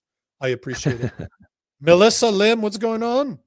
What is going on? I agree. It's crazy news, but let's see what happens. We'll definitely talk about it tomorrow.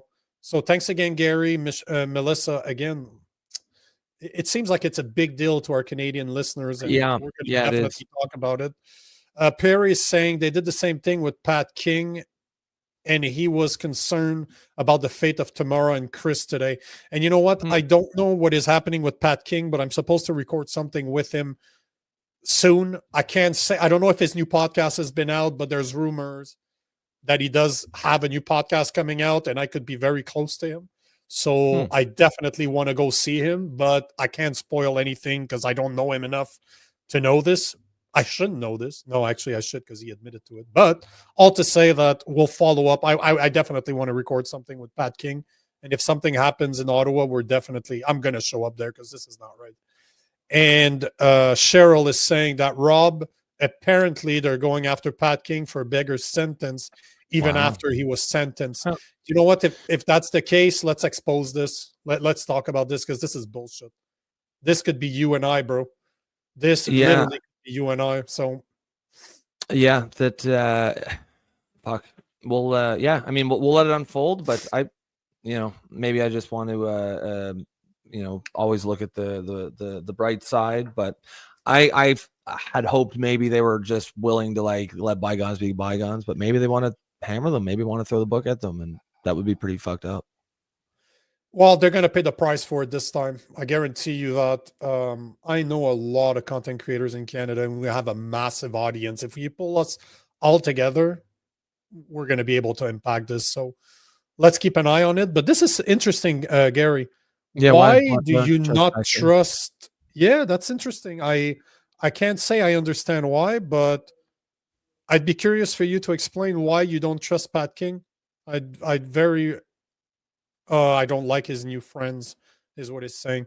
Who's his new friends? Are you talking about relating to his new podcast that he's going to be dropping, or maybe he already has? I haven't been keeping up with him, but let us know. Prairie is saying yes, the government is appealing Pat King's sentencing. Oh, that's fun. Wow.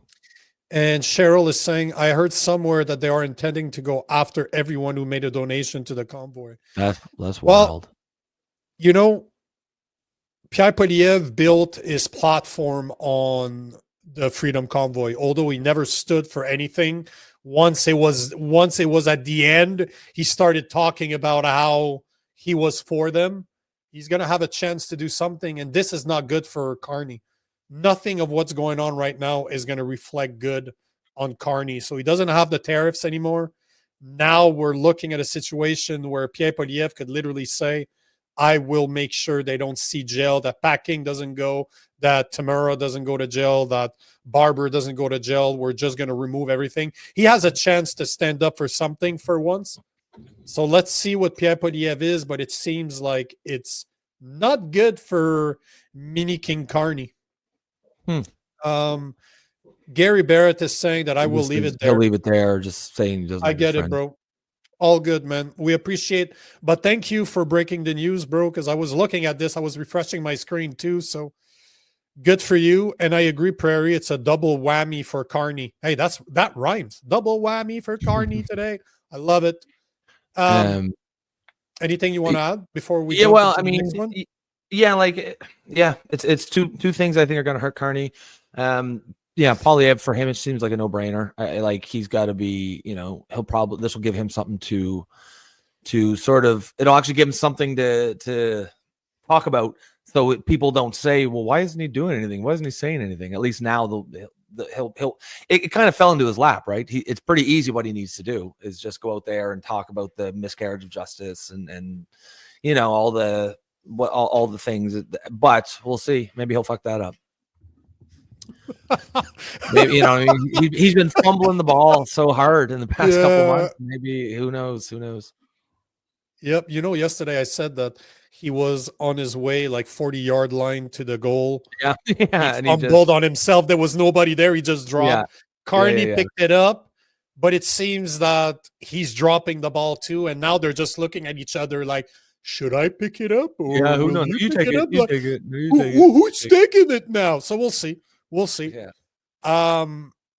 Next thing I wanted to talk about is something that's trending right now, and I'm not too sure why it's trending, but it's fucking hilarious.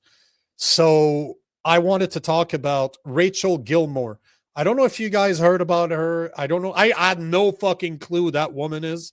I did not know who she was until I saw one of her videos doing 1 million-ish views on X, so I pay attention to those. So maybe, Rob, as a lefty, I'll let you explain who she is, because I didn't know her. All I saw is the video, and I'm like, oh boy, oh boy, oh boy. The irony here is beautiful. Yeah, she's a global news reporter, but she's really more of a social media influencer almost. She is a journalist, but she's one of those journalists where she tries to insert herself in everywhere. She wants to be the story. She wants to be the celebrity. Are you familiar with there's an American journalist, kind of the same. Her name's Taylor Lorenz. And she kind of does the same thing where she just goes around and makes herself the story. Now she's not at all neutral. She's pretty hard left. And she up until very recently, she just got fired the other day as a role as a fact checker. And I assume checker, a fact checker. I would like that job. I'm a fact checker. You're Yeah, fat. You're fat. You're fat. You're fat. Yeah. But yeah, and I think she went viral right because she got fired, and then she's like sobbing and crying. I didn't see the video, but I've like, I've heard. Is it That's bad? exactly what we're talking about. Well, Okay. okay. I will keep my opinion for after because I already posted about this morning. But Yeah. let me show the video because, man, I hope you guys have your boxes of Kleenexes because it is the most atrocious thing to ever happen to the world. Get your I tiny don't know how violin she ready. will. Tiny violin Yeah. for Rachel Gilmore. So here we are.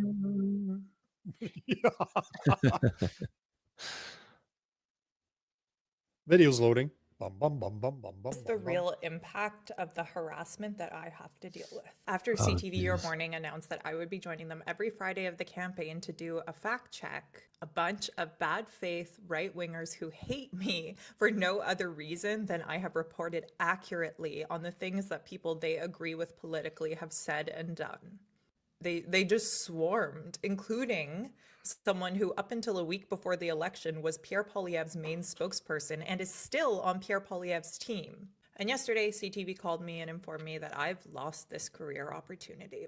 Because I was worried that they were going to be spineless, I recorded the phone call.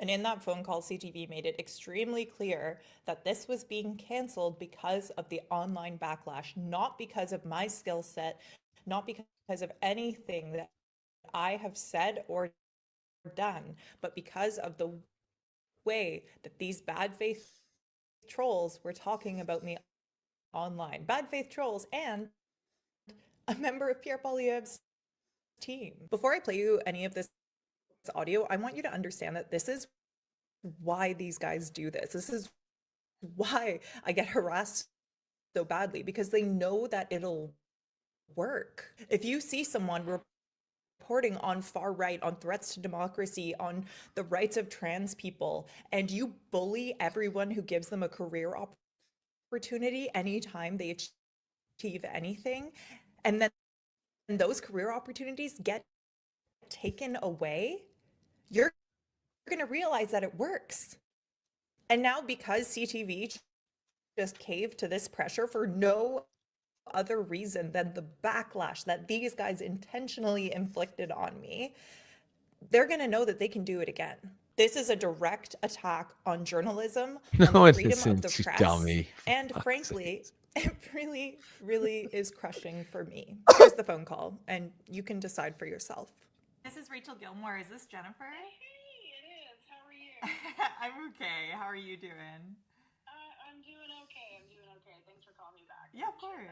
I laughed actually when I got your very anonymous voicemail, and I was like, well, that's not surprising. Yeah. Yeah, I gotta be careful. I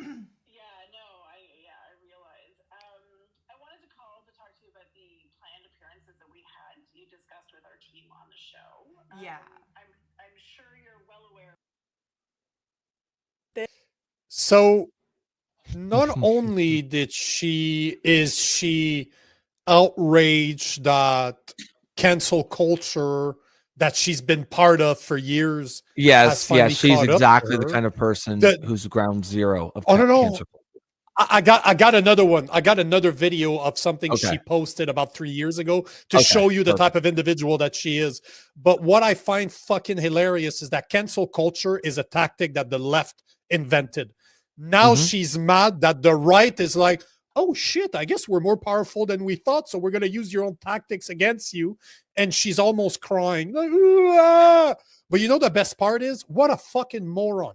She silently recorded the person that might give you a job because there's no other people now. You posted this shit as a victim. Nobody's going to hire you now. What a fucking idiot. What an idiot. That woman is an idiot. Hopefully your TikTok products do well because nobody's going to hire you anymore. It's just an entitled, smug twat. She absolutely. Did you just call her a twat? Yeah, like a That's smug. Such a great word. Such a great word. What a twat. But I like it. It sounds cool. Right even there, like she's so biased, she doesn't realize how biased she is when she's talking about going on about, I report on the fight for trans rights. Everybody knows if you frame it like that, you're already biased. Trans people have the same rights as everyone else. So right away, you're telling us where your biases are. And then you're going to try to, like, okay, you're a fact checker, right? What if it comes up to her and says, should this man be allowed to, actually, here's a good example. Let's say the question is there men and women's sports? She would answer as a fact checker. She would say no, because, and whereas me or you would be like, yeah, that's a guy. Like, what about Leah Thomas? She'll be like, oh, no. Leah Thomas is a woman. So it's not a man and woman sports. That's the kind of fact check you're going to get from her. So of course, it's not that the right-wing trolls are harassing her. It's that she can't be trusted to fact check accurately. And yet she makes it all about her. She's probably burned her career bridges, because who the fuck would hire her now? You don't know when she's filming you. Like, that's a lawsuit waiting to happen. People are just gonna say, no, okay, fuck, I don't want anything to do with that. But I want to see this video that you have, because she's exactly the kind of person who is at the heart of cancel culture.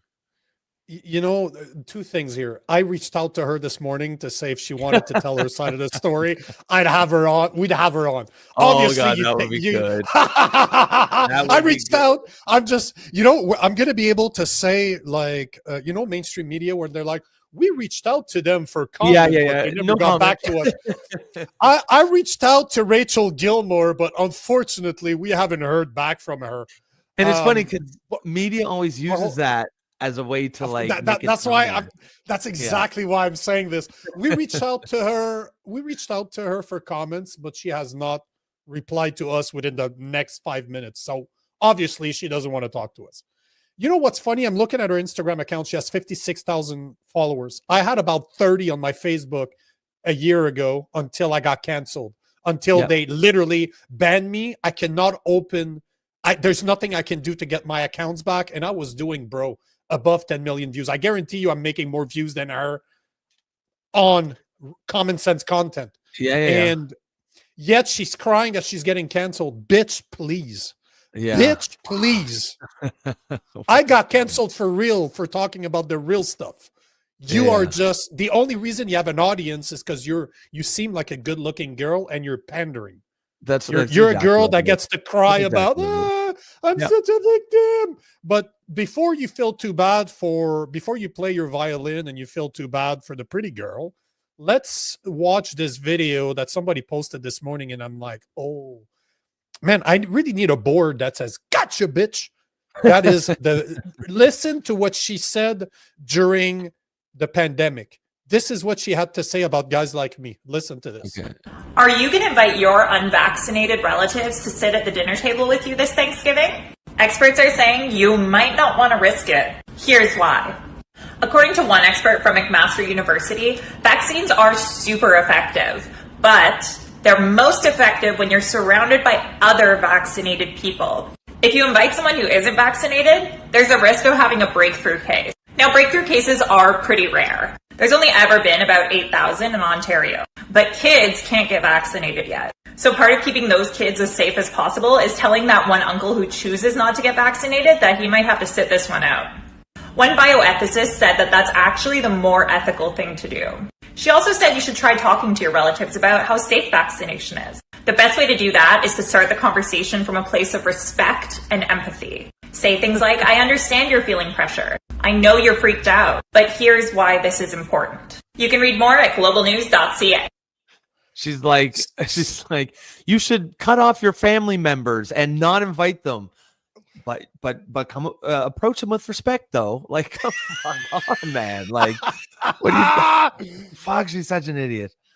And it's crazy just hearing that, like, because it brought me back to that time. Man, like, what a fucking crazy time. Like, just so casually talking about destroying families, splitting families apart, shunning members of your family. Like, do they work or do they not? If they work, then it shouldn't matter if other people are vaccinated, right? They only work when you're surrounded by people that are vaccinated. That's what she said. Like, that is you know what? That's wild. Hey, YouTube. She's absolutely right. Yes. Get your 8 booster, or else you're an idiot. Oh my Don't believe G. what I say. Come on, man. Seriously? Vaccines only work when you're surrounded by other people that are vaccinated. They don't. It's like remember the fucking show Care Bears when they shoot that thing out of their belly when they all have to be doing it at the same time for it to be really powerful. It's, if you've got 5 people vaccinated but one person's not, they don't work. But you need that 6th person, and then all of a sudden, it's such nonsense. And I like how she says, what did she say? According to science, vaccines are super effective. Like, is that a scientific term? Super effective? Like, give me some statistics. Give me probabilities, percentages. Don't tell me super. It's super effective. What is it? Super duper effective, or is it just super? You know what I mean? It's like fucking. It's like child. It's crazy how. And I mean, honestly, even back then, I wouldn't have thought that was that unusual. Like, you know what I mean? Like, I was never like her. I wasn't militant about it, but I thought it was sort of a necessary evil. And it's crazy just looking at it now, like looking with like eyes now that obviously we've seen how a lot of this has played out over the last few years. It's wild. I just noticed that she posted a video yesterday, the past 24 hours. Do you want to listen to it? I haven't watched it yet, but she's probably going to talk how much let's play it. So since we're on the subject, I haven't listened to it. Okay, so I don't know, but let's play it. See, just tell me that it works. The last 24 hours have been crazy, both for me personally. I can't hear it. Hold on. I need to change my headphones here because I think they're coming out. There you go.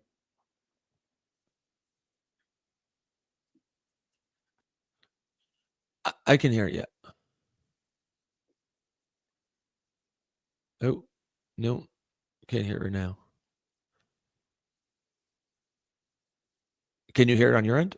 Yeah, you? Can you hear it? I can't hear it. Guy, I can. Guys in the audience, can you hear that? You know what? Hold on. I heard it at first, but I didn't hear it. Yeah, hang on. No, but it's bro. It takes 2 seconds for me to download the video, so to give me 2 seconds, I'd rather play it. Yeah, no, I definitely want to see it. Of course you do. Of course you do. She's gonna blame everyone else for why her career is trashed. It couldn't possibly be that you filmed. She's full of shit. you filmed your employer and put her on blast, making an internal decision. It's okay, Prairie. I got it. Give me a second. Give me 2 seconds. I downloaded her video. I will have to scrub my computer from viruses afterwards. But here, the video's loading right now. So 24 hours. There we go. You guys can hear that, right? Can you hear that? The last 24 hours have been perfect. Crazy. Both for me personally and also in the election coverage that I normally do on a daily basis. Before I get to my usual election coverage, I did want to just quickly say something to you all after the last 24 hours. When I decided to share what CTV did, I was really scared no one was going to care. Which would have meant that they learn no lesson, and this would happen to another journalist next time there's a bad faith outrage campaign that's trying to silence someone. But you guys, you did care. And you made sure CTV heard that loud and clear. If only to teach them the difference between bad faith outrage and real outrage, which hopefully means they'll stop caving to bad faith outrage because they'll recognize that when they do that, they can incur actual real outrage by silencing journalists like me. Okay, I can't continue this. Like the video, if I judge by the bar, she's going for at least 8 minutes. There's no fucking way now. Fine. I'm not doing that to anybody, but obviously it's exactly what we were expecting. It's not her fault. She's a victim. She couldn't even bring herself to fake being happy about her support. Did you see how she does not care? Yeah. Like could not care less. Like again, I think this is something that we should do more. Like add to we'll stage. Wait and see. Let's just. But as cut the video. Look at her. Like Look at the way she is. Tell me she looks like she's hurting. Just look at her mannerism. Narcissist, you can tell. She's so unlikable. Just wow. Just somebody that is always bubblehead. That's always trying to be outraged. That's trying to have emotions. Yes, like that woman could not give with the left 2 shits. I like how she framed it as if she's just really worried about the other journalists, as if she really. Bull fucking shit. Yeah, come on, Rach, come on. Yeah, you know what, Rachel? If you're a journalist and you're not scared of the other side, come on this platform. We'll give you a fair shot. It won't be easy. I guarantee you, I'm not going to pull punches. But if you are a journalist, you should be ready to actually answer some questions. So please join us. Join us. Prove to us that you are one of the good people out there. You're a journalist. Reach out. I'll reach out. Oh, I reached out to her this morning. Oh, did you? Oh, yeah, that's right. You said that. Yeah. When I saw that, now is it going to happen? I don't think so. But hey, let's take a few of the comments. So Prairie saying, "Oh, geez, Rachel." Yeah, it seems like I was the only one that didn't know who she was. Gary Barrett saying, "Rachel fired, laughing out loud." Prairie always the victim, obviously. Memorino, I saw the cry video this morning. What the fuck? That's the what the fuck face, right? Gary Barrett, Twitty twat. I like it. Gary Barrett, once again, all double speak. Okay, 1984. Hey, just so you know, see this? I put it there on purpose. This is my Orwell collection. This is George Orwell's collection, and there's a big brother eye on it. That's why it's right there. That's cool. So, yeah. So all double speak. She probably bought those subs. You know what? No, I don't even think she needs to. She's a white liberal. People love that shit, and she's a victim. That works for her. Well, she's everything that's wrong with the left. Just the perpetually aggrieved, permanent victim. Always virtue signaling herself as this moral justice warrior. And just empty narcissist. You can just tell. I find her very unlikable. Which is very often those white, very liberal white women. They always sound. Remove the sound, and you'll notice they always bobble their head. They're trying to fake emotions, and they don't know. Rachel, if you're listening to this, one suggestion that I have for you is to look in the mirror. Talk to yourself in the mirror and see how unlikable you look. Practice smiling. Practice caring in the mirror to try to imitate what real emotions look like so that you can have direct feedback. That's what they suggest to people that are narcissists. Look in the mirror and try to fake emotion so that people actually believe you. Just a suggestion. Prairie is saying that just retarded. You can say it. Retarded. You can say it. You're not going to hurt our feelings.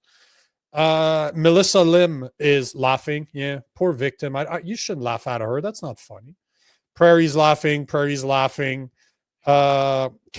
just reposted the stream. Hey, there you go. I didn't realize it would actually give us a notification. Well, good for you, and thank you for the first time. I hope we see you again. Prairie, now we can't hear the video. Oh yeah, that was a technical problem. Saying it wasn't working. So cringe. Oh, schizo. Schizo. Yeah. Always offended. And just always looking to be offended. I find that whole, it's so annoying. It's the thing. One of the things on the left that I find the most just really gets under my skin. Just constantly looking to be offended, wanting to be, they love it, right? They love when they can be offended. I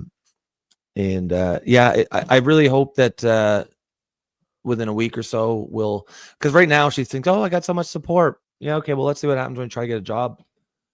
Who would hire her? Who would hire her? Like, you don't know if how long before she has an OnlyFans? How long? 6 months. But like, you can't. How can you can't trust her? Anything you say, you're like, okay, well, even if I have to fire her in some way, how do I know it's not going to be recorded and then twisted around and make my company look bad? Why would I even take that risk? Like, what does she bring to the table that justifies that risk? And if I'm in the media, I'm thinking, no, I'm like, why? There's a million other journalists you can get that don't have all that baggage. I think she really fucked her career there. She's an idiot. She could have left it at that and cry wolf, saying, "Oh, I got canceled," and blah blah blah. Although I've been canceling people for years, I'm such a victim here. But now you recorded the only people that will give you a job. Well, the fact of the matter is, she should have never been hired to be a fact checker. She's extremely biased, and fact checking is a bit ridiculous, anyways. But if you're gonna try to make it work, you have to get people that are at least known to be unbiased, or at least perceived as that. Yeah, agreed. Plus, but she was on, that was for Global or CTV. So it's not like they're recognized as being real fact checkers. So she actually aligned very well with their policies, obviously. Now, there's one thing today, I don't throw you flowers very often, but when I do, I will recognize it. Yesterday, you passed a comment saying that Mark Carney, because this is going to be part of our daily Canadian election update. And there's a couple of things I wanted to bring up today, but the first one is a bit of good for you. You were right. Here's a video by a woman called Larissa Waller. I also reached out to her this morning to see if she'd come on to talk about this, but this is about your comment yesterday that you made that Carney did not have, because the parliament is closed, he does not have the power to remove the carbon tax, but he could just put it to zero. And we all know what's going to happen if he's elected. He would just slide it back into place. And it seems that you weren't full of shit for once, that you were right. So here's a video confirming what you're saying. Yes. Backhanded compliment, bro. Carney said it is. Mark Carney is trying to tell people he canceled the carbon tax. He did not. He set the rate at zero. And that's great news for a temporary relief, but here's why it matters. He could have repealed the carbon tax. He could have recalled Parliament if he was serious. He could be saying it's the first thing I'm going to do. That's not what he's saying. He's saying the carbon tax is a divisive policy right now. And that matters because he did not repeal the legislation. So he set the rate at zero. That means he can increase the rate whenever he wants if he wins the election. And again, it wouldn't matter if he hadn't spent the last 10 years evangelizing about the importance of a price on carbon and the importance of, this is from his book, keeping 80% of Canadian energy and Canadian gas in the ground. And so today he's saying that let's not talk about this today. It's divisive, but I don't trust for a minute that he won't bring it back when he thinks it's politically expedient to. And you look at things like he kept Steve Guilbeault in his cabinet. This is also somebody who has staked his personal reputation on the carbon tax as a tool to fight climate change. So I don't believe what Mark Carney is selling to the Canadian public right now. So Jono, they still. And you know what's interesting about this video is that I looked her up afterwards. She's a lefty. She really, is not a conservative. Oh, well, yeah. So she was on CBC. So they don't have a lot of righties on CBC, right? Yeah. It's kind of shocking that like no one else has picked up on this. You're just that smart, bro.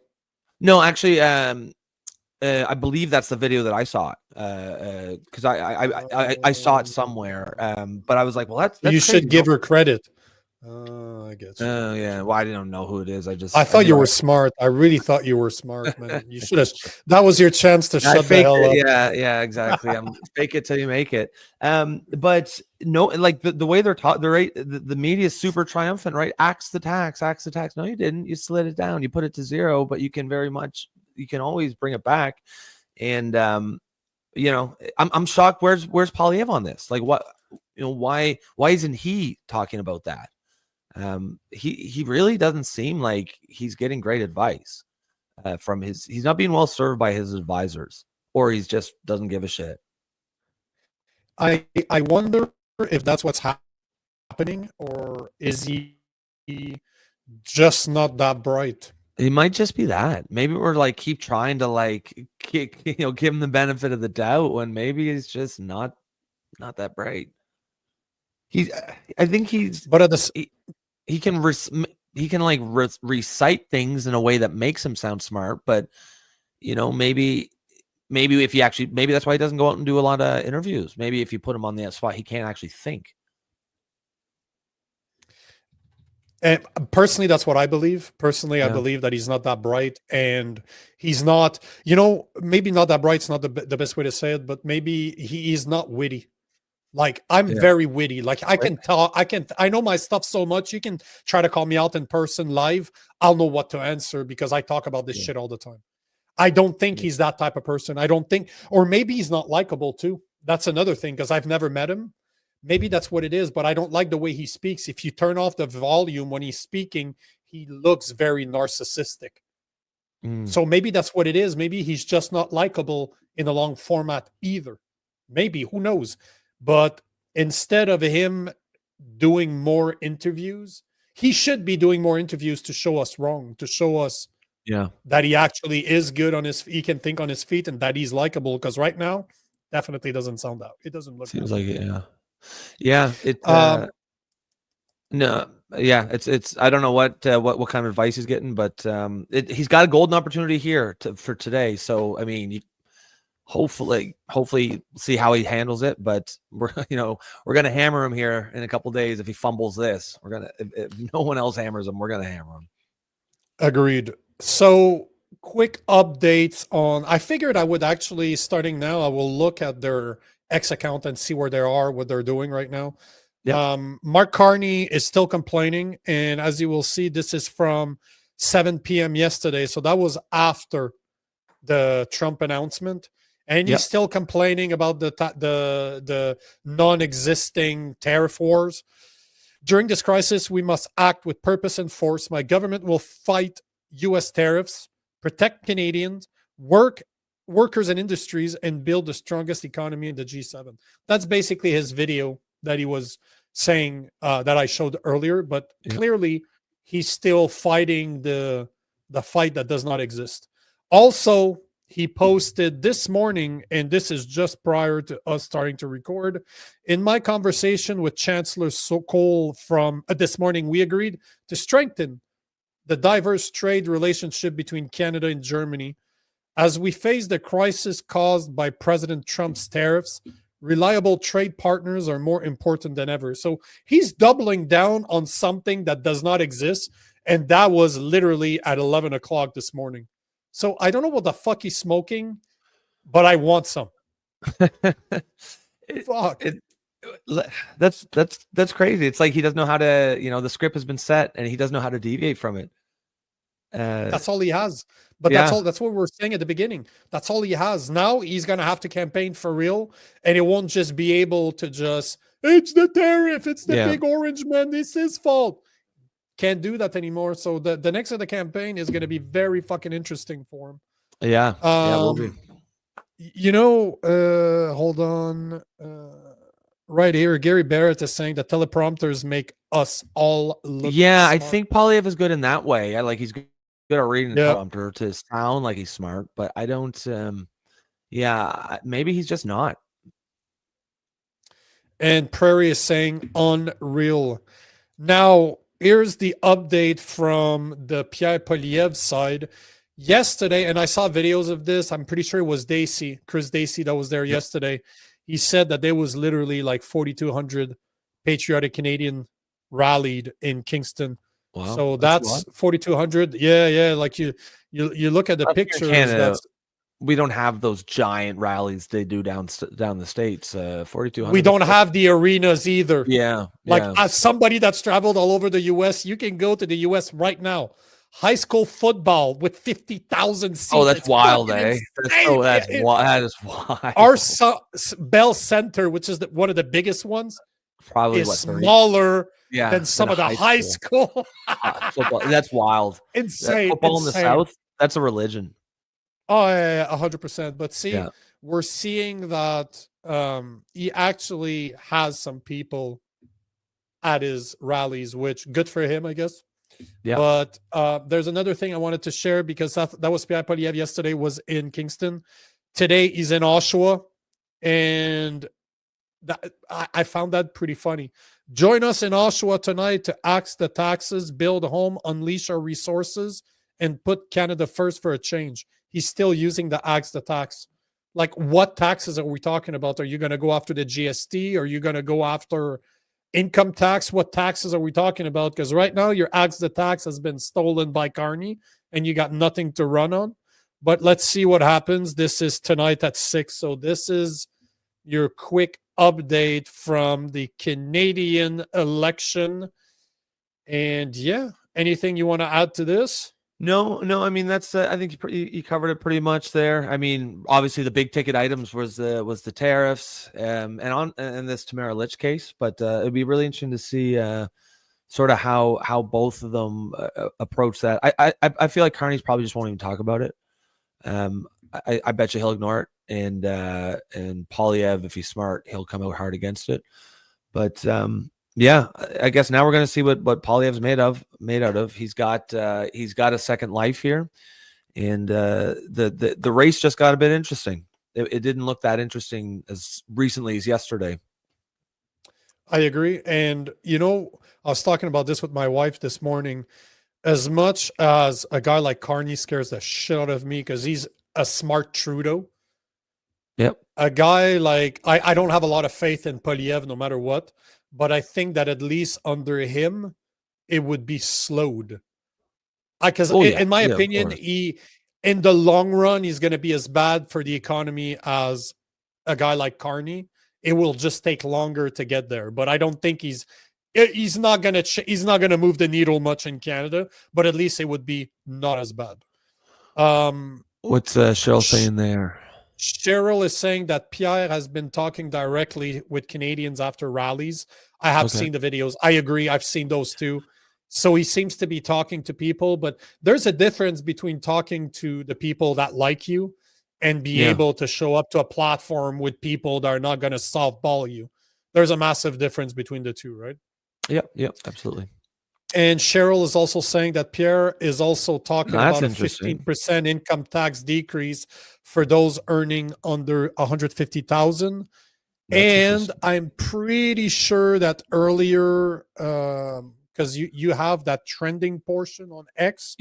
I'm pretty sure that I saw something along the line somewhere that Pierre Polyev. Oh, there you go. Polyev proposes GST removal on Canadian vehicles. Okay, well, blah blah. But that's a start, I guess. See, this is how, to me, that you're gonna promote your own country. Instead of saying I'm gonna put tariffs on other imports on whatever's coming into the country, how about I remove a sales tax on vehicle that I could potentially 7%, 8% that are made in Canada. So to me, don't put tariffs on other people, but reward people for buying locally. It's a good idea. Yeah, I like that.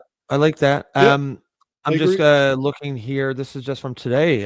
It says on the Conservative Party website, Polyev to cut income tax by 15% for those making less than 150,000 a year.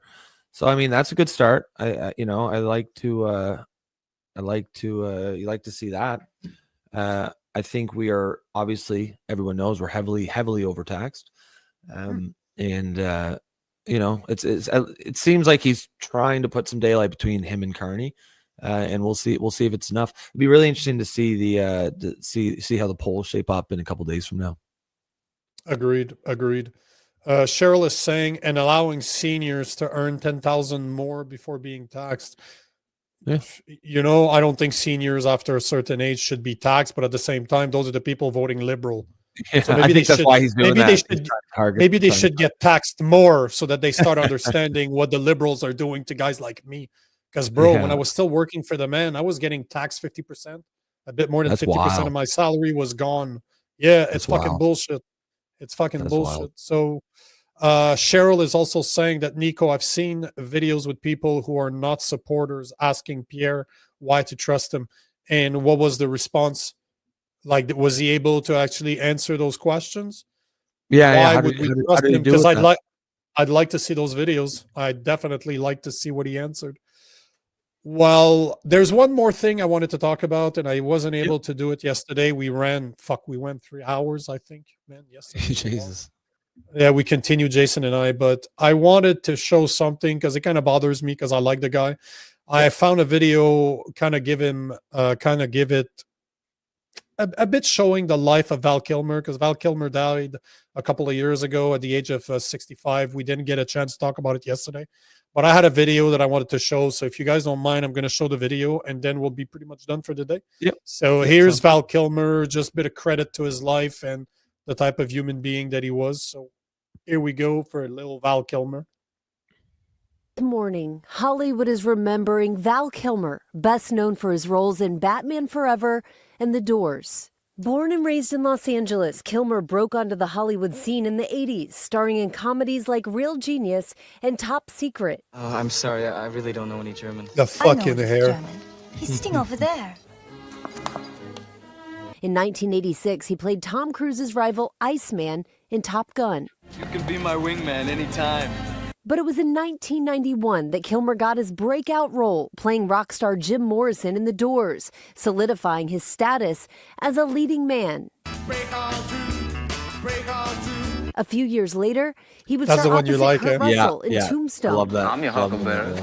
And in I'm your 1995, he would I'm join your Al Huckleberry. Pacino and Robert De Niro That's a good in video. Michael Mann's Heat. Yeah, that's a great scene. That here. same year, Kilmer would get his blockbuster moment, I didn't like him as donning Batman. the black cowl in Batman No, Forever. Michael Keaton Yeah. was a great Batman. Yeah. Despite And the Christian film's Bale were box my top office two. success, Christian it Bale, would my be favorite. Kilmer's Yeah. only outing as the Caped Crusader. And despite some critically acclaimed That video roles, was terrible. including That movie Perry was in terrible. Kiss Kiss Bang Bang. Yeah, that's probably why I don't like. I just don't like that Batman movie. And I guess The definition of the word might not idiot, be which his you fault.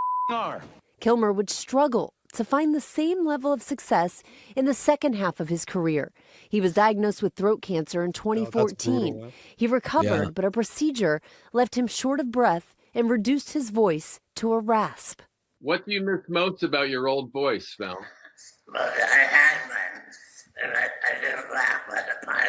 Kilmer continued to act with his voice dubbed over by other actors. His final film appearance would be in the most successful movie of his career, returning to the role of Iceman in Top Gun Maverick.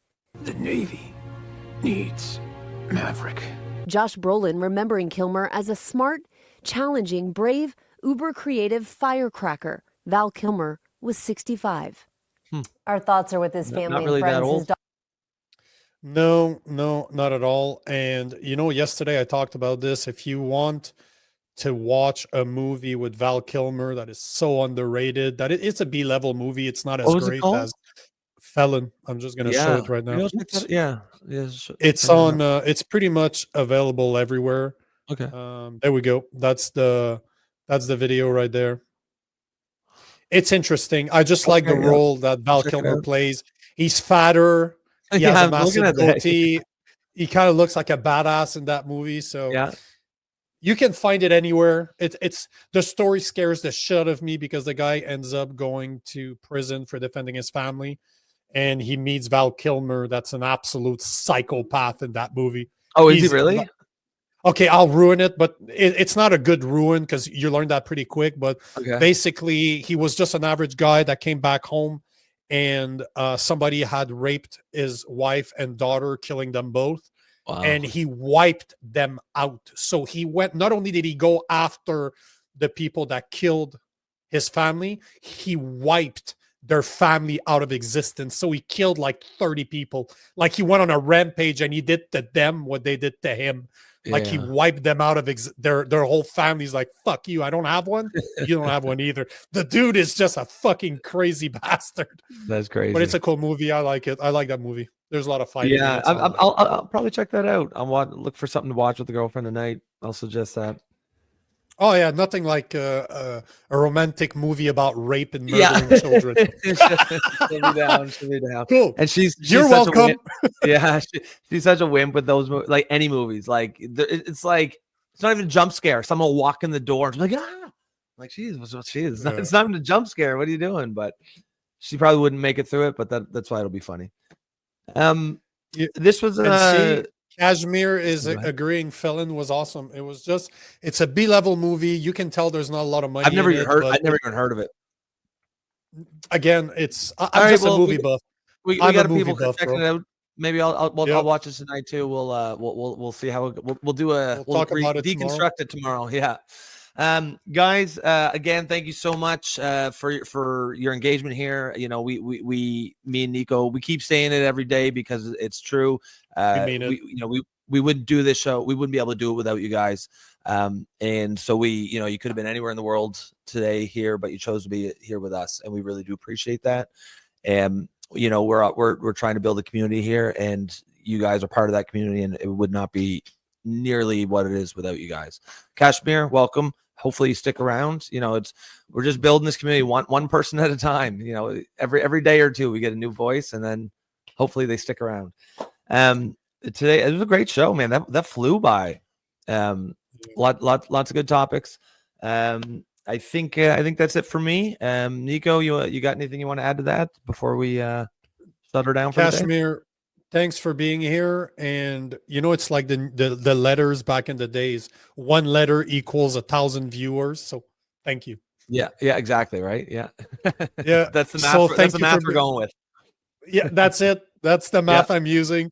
So hopefully we see you again. Prairie, we'll see you soon. And Memorino, you're welcome. Gary Barrett too. Cheers. Gary, to you thanks as well. for the breaking news. You're the big hero of the day. Yep. Big one. Yep. Yes, sir. All right, guys. We'll see you guys tomorrow.